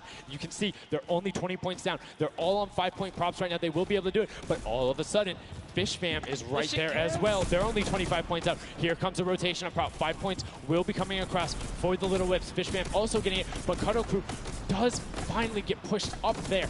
Brilliantly done. 15 points now separates them, but Ryan gets one in for the Tender Defenders, pushing it back up to 25 with only 30 seconds remaining. Rubius knows if he can get this water heater in, if he can be safe. Oh, apologies, hidden so well. He was the statue going on there. And as you can see, hits the jump pad, stays on the corner, will get it in. That's going to push them 30 points clear. But as I say that, Fish Fam catches right back up. 19 seconds left, Monster, in the final match of set 2 on Junkyard Juke. Can the last minute scores come through? 25 points. They need a run of 10s. Kaz got in. The box is coming just behind. Fish Fam gets picked up. The Chicken Champions have done enough to round out the final match. Brilliantly done in match 2. Repeat in match 3. They are the Chicken Champions. Excellently done, and they defended their crown. That's right, and you have to give props to everyone else that managed to kind of hold a top 3 lead, especially right there in those final moments. Little Whip Warriors, the Fish Fans really coming up at the end there, you know, bumping up their prize earnings, because every round everyone's a winner, but you can earn just a little bit more. You can win a little bit more. Yeah, it was just brilliantly done there. And these are actually the creators who helped with this. Brilliantly done from them. Some fantastic gentlemen. Thank you guys all so much for your help in making this mode come to life. Some fine gentlemen up there. The creative builders were at that game jam out there, spent hours and hours, and it really blows my mind to see what they're able to do in this creative mode. Because, like, I'll go in, I'll play some stuff. Yeah, I think I'm pretty good. And they're like, oh, yeah, after 20 minutes, I have this full game mode. Here's how the scoring works. Here's the barriers. I'm like, and that's the magic of creative, right? These unlimited possibilities, really, when it comes down to coming up with these game modes. We've seen tons of fun ones, obviously developed not only for, you know, the creative kind of fun side of the community, but the comp side as well, right? There's plenty of great game modes out there. Yeah, shout out to all the guys out there playing Storm Wars. We know you guys enjoy it, but that was a fantastic way to close out set number 2. And a brilliant, honestly, I enjoyed Junkyard Juke. It was fun to see kind of the definitive playstyles come out. Patience ended up being key, but players started finding the diagonal runs, knowing that, like, hey, I'm going to stick with the statue because this is my comfort, or like, I know on this run I can be blocked by this tree and this dumpster, and I only show myself once. But again, brilliant from the Fish Fam and Little Whip Warriors to push up and pass those guys in the last moments, pushing them into the top 4 and earning just a little bit more of that prize money. That's right, because they want it all here at the Fortnite Creative Finals, and it's going down. So, you know, you love to see it. We've seen a series of, you know, I guess, different people succeeding, right? And all of these, the Chicken Champions really kind of came out.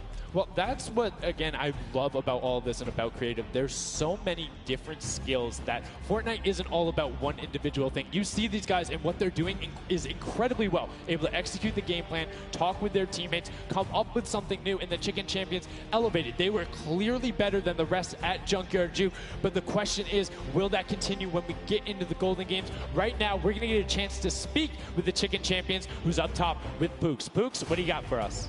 Thank you so much, Sundown. I am down here with the Chicken Champions, who surprisingly didn't fly the coop. They put on an absolute clinic today in the creative trials. I'm here with Rubius. Now, you guys won the last game as well, so 2 in a row. You guys had a pretty great strategy. Do you want to kind of talk me through that a little bit? Oh, what can I say? It's the power of Norway, the power of Spain, and the power of Detroit. Like, we're crushing it on. And we're a chicken, so we're good at hiding. Like, we're not good at shooting and stuff, but at hiding, we're the best. The best strategy, I think, is, well, let him take the big stuff, and we are like the supports. Like, we take the small stuff, the 5 points and stuff like that, and the trick is, don't tell them, anybody, but the trick is to go in the corners. Like, no one is watching the corners. It's insane. So no one is watching the corners. I hope all of your competitors did not hear you just say that. Now, he said that you were in charge of taking the big items Does that put a little bit more pressure on you? No, it's good. It works good, so. So you guys have a ton of confidence now. You have won 2 games in a row. I'm so excited to see how you all perform in the rest of the day. Going into these next games, do you have anything you're going to change, or are you going to keep things the same? We're just going to keep things the same, stay consistent, keep a level head, play slow. That's really it. So. And finally, just for you there on the end, I just want to talk a little bit about, you touched on the diversity of this group. Yeah. Now, I know you guys have really not played together much before. What has that been like, coming together, playing here with your teammates from all over the world?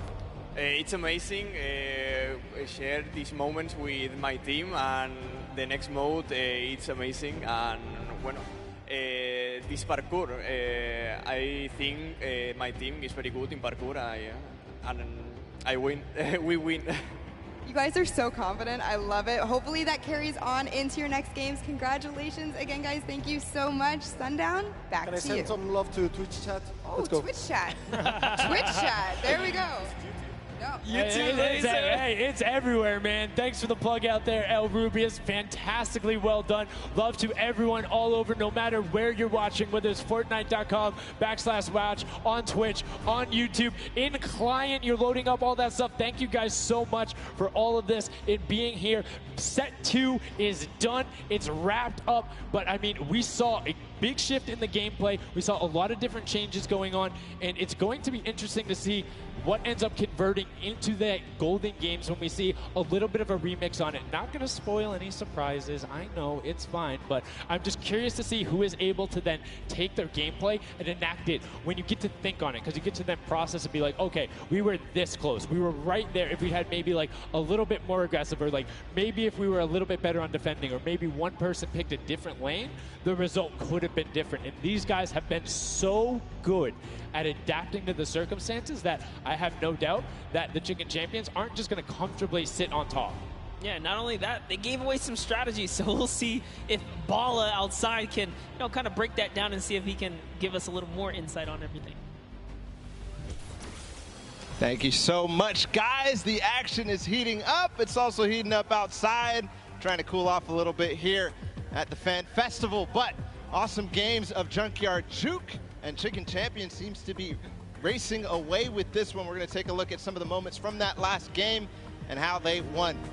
So here, first off, just having a good time in the front, and also maybe flexing a little bit their trophy that they may have just secured in terms of a llama. We'll find out that later.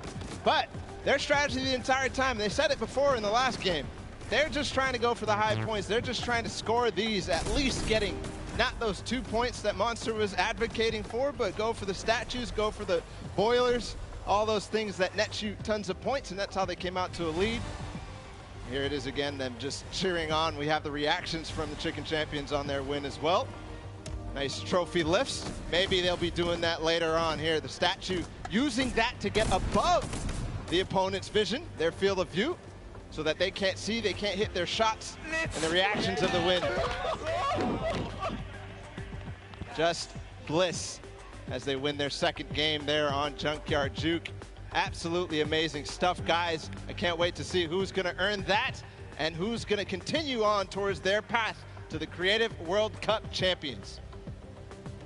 Thank you so much, Bala, for that in-depth analysis. Now, I know you guys want to see the standings. We want to see them as well. Unfortunately, there was a slight little hiccup. We want to make sure everything is right, because this is a huge moment for all of these guys up on that stage. So while we sort that out, we're going to go to a quick break, and when we come back, we will have the standings after set 2 and then move into set 3, which is the world premiere, never before seen world run. So if you need to go do anything, go do it now. Take your bio breaks, take care of everything you need, and then we will be right back.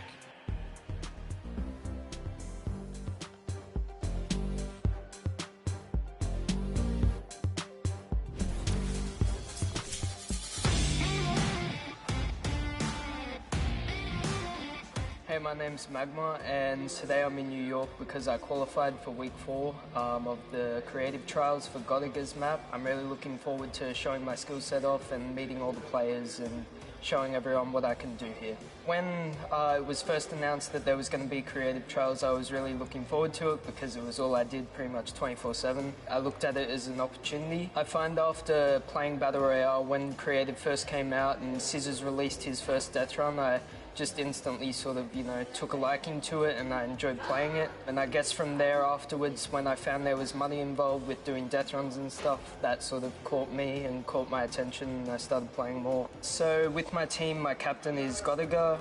He's a French content creator and my teammates are Chaps and Ardia. I think we can do really well at the Creative World Cup. I think our team has a good combination of the death run skills, but also the shooting and building and the good chemistry we have in the team. I think it can really make our team do well. Magma and my team, Raven's Revenge, is going to do really good in the World Cup and we're going to smash the rest of the competition because we have the Battle Royale skills, building, death run, we have it all.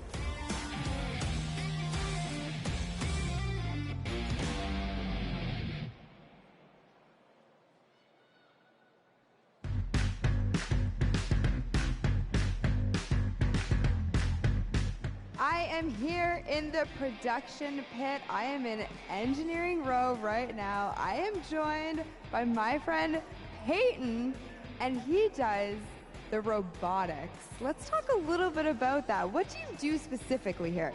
We have a bunch of robotic cameras around the arena that we shoot different angles from, and we're able to pick up shots of the players that are playing the game. We also do a lot of crowd shots, so we're able to shoot the audience and get some really great reacts for both the stream and for the front of house feeds that go up on the screens. Well, you guys heard it. If you're out in the crowd this weekend here live for the Fortnite World Cup, show us some energy because Peyton is going to be looking for your reactions and you could end up on stream. Do you want to play with it, see how it goes? Of course I do. That's not even a question. I'm so into this right now. This is amazing.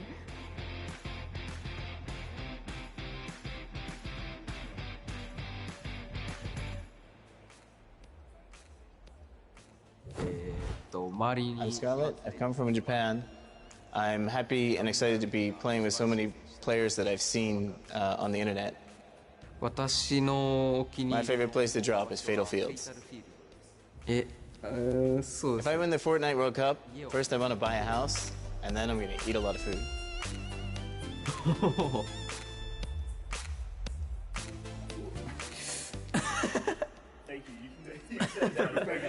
So heavy.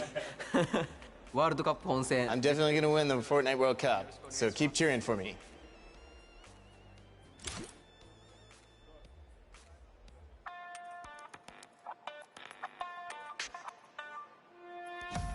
Hi, I'm Fortnite and I'm here to compete in the Creative World Cup. I competed in most of the trials and was really excited when they announced the bonus weeks after the original 5 were over.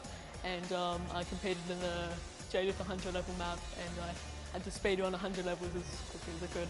I really enjoyed all the different styles of maps and death runs that there are, and I really enjoy speedrunning them and trying to get as good as time as I can. The moment I found out that I qualified, it was just insane and I wasn't sure if I was going to before that, and it was just crazy that I am here. And Fortnite and the Sunshine Soldiers are going to win because we have 2 captains, so we're twice as good.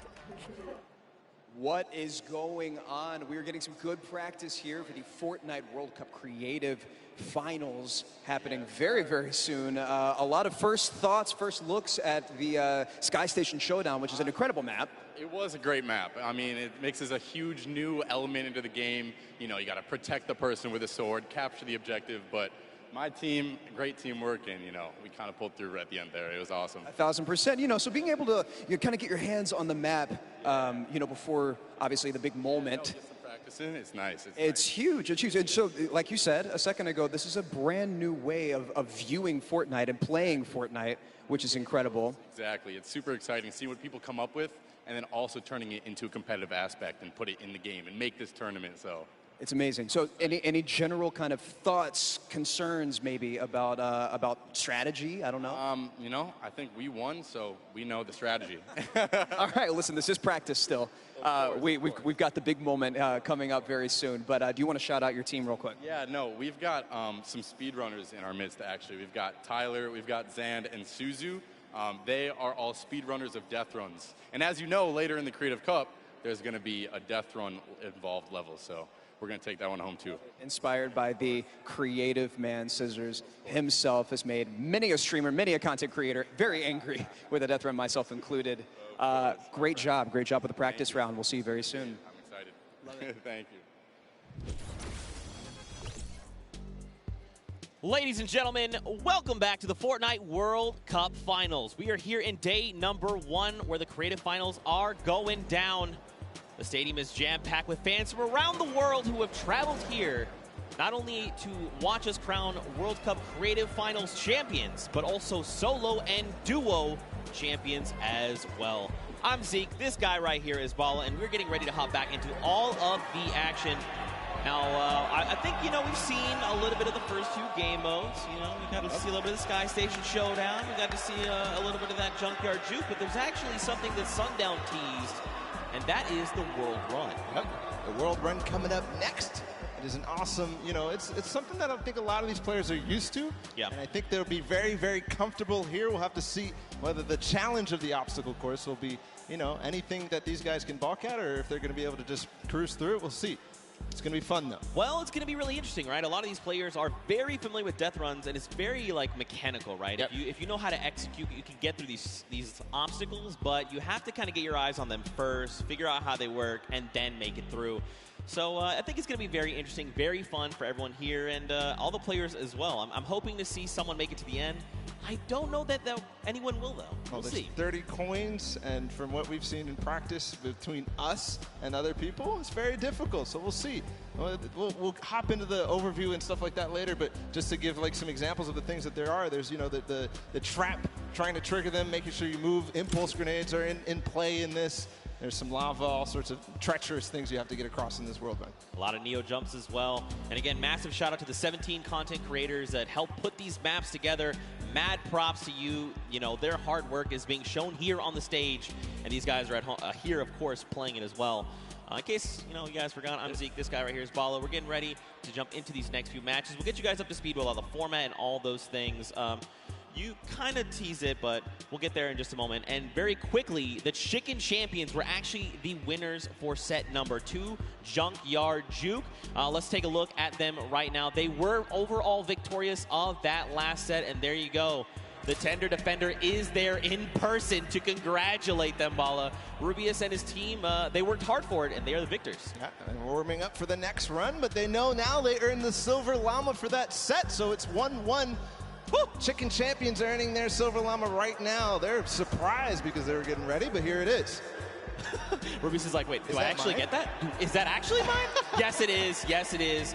So, they are the current set winners. They have a Silver Llama for themselves. So that's now 2 different teams that have a Silver Llama. With only a few set matches left to go, I believe, if the Chicken Champions can secure themselves a second Llama, that would be huge for them and their team, but we'll have to see how things go for them. And the timing of the Silver Llama couldn't come earlier because they're about to hop in. This is definitely a booster for them in terms of their emotions, in terms of their confidence going into the World Run, because it is precise, it is difficult. You have to make sure that you hit it, otherwise you're wasting time. It's going to be a race between these guys to get as far in as possible, so that confidence boost is going to help dramatically in this last normal set here. Yeah, for sure, and it is actually a race, the World Run. It is similar to a death run with a bunch of obstacles. Let's go ahead and talk about that and everything that surrounds it. So there's actually 30 coins in the map. Whichever team gets all 30, the fastest, or as many as possible until time runs out, will be the victor for that round set. Like I said, these are insanely difficult obstacles. I'm going to be honest. I'm going to be forthcoming. I'm going to be vulnerable with you, the Fortnite fan. Listen. The farthest I got was 14. It's not bad. Okay. It's actually really difficult, and I'm by no means a death runner. By no means. These guys are the best of the best. These guys are going to fly. In terms of death runner, in terms of this map specifically, it's going to be absolutely awesome. We're going to go ahead and take a look at some of those obstacles right now. So go ahead.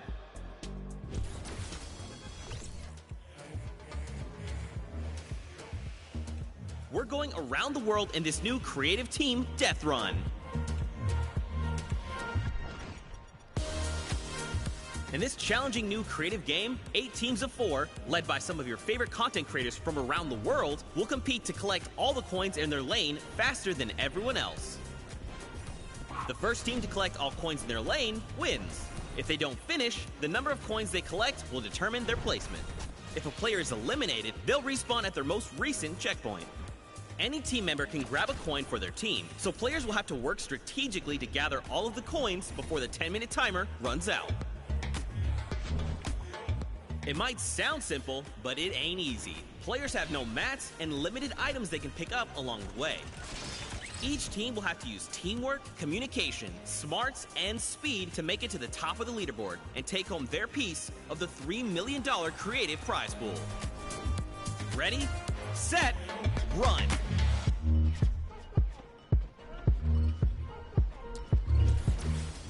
Zeke, I do not know how you just did that while you were here. That did not sound like you here at all, and I didn't see your mouth move. I'm magic. That's just how it goes. That's just how it goes. But yeah, World Run, you got a little bit of sneak peek there. We're getting ready to hop into these games right now. Speaking of which, let's just go ahead and do that. I think this is going to be very, very fun. We are getting ready. If you guys here in the stadium are ready and excited, let these teams hear it. Let's hear you right now. Man, that's so weak. No. Okay, let's pretend the first one never happened. Like I was saying, if you guys want to let these teams know how you're feeling, let them hear it! Yeah! That's what I like to see. And now the game begins. Here we go, the world premiere of the World Run. See how they do out of the gates. They are open now, and it's all up to these guys to start hitting their first jumps, and people are falling left and right. A couple of first coins are taken, and everybody seems to be off to a hot start. This is really like off to the races here. Man, Turtle and Zand are already flying through these first set of challenges. Again, you know, these are the very, very top of the best of the best of the creative world, right? They've worked all 8 qualifier weeks long. They've made it through with their team captains, and now they're here. So once they figure out these obstacles, be prepared to watch them fly through them. And the first couple are relatively simple. Here's the double doors. I think are probably the first one that you have to kind of know or see it in advance. And then here, the impulse jump into the tire, into the castle, and 3 players have already made it all the way there. It's neck and neck between most teams right now, 10-8. Bro, I'm so mad. Do you understand? I literally had to play this to completion, all 12-minute rounds, 4 times to make it halfway, which this is the castle. And these guys got it in like 3 minutes. I'm upset. Oh, this is why they're the World Cup creative players, and you are not. You're here casting. That's cool. I'll hold that L, I suppose.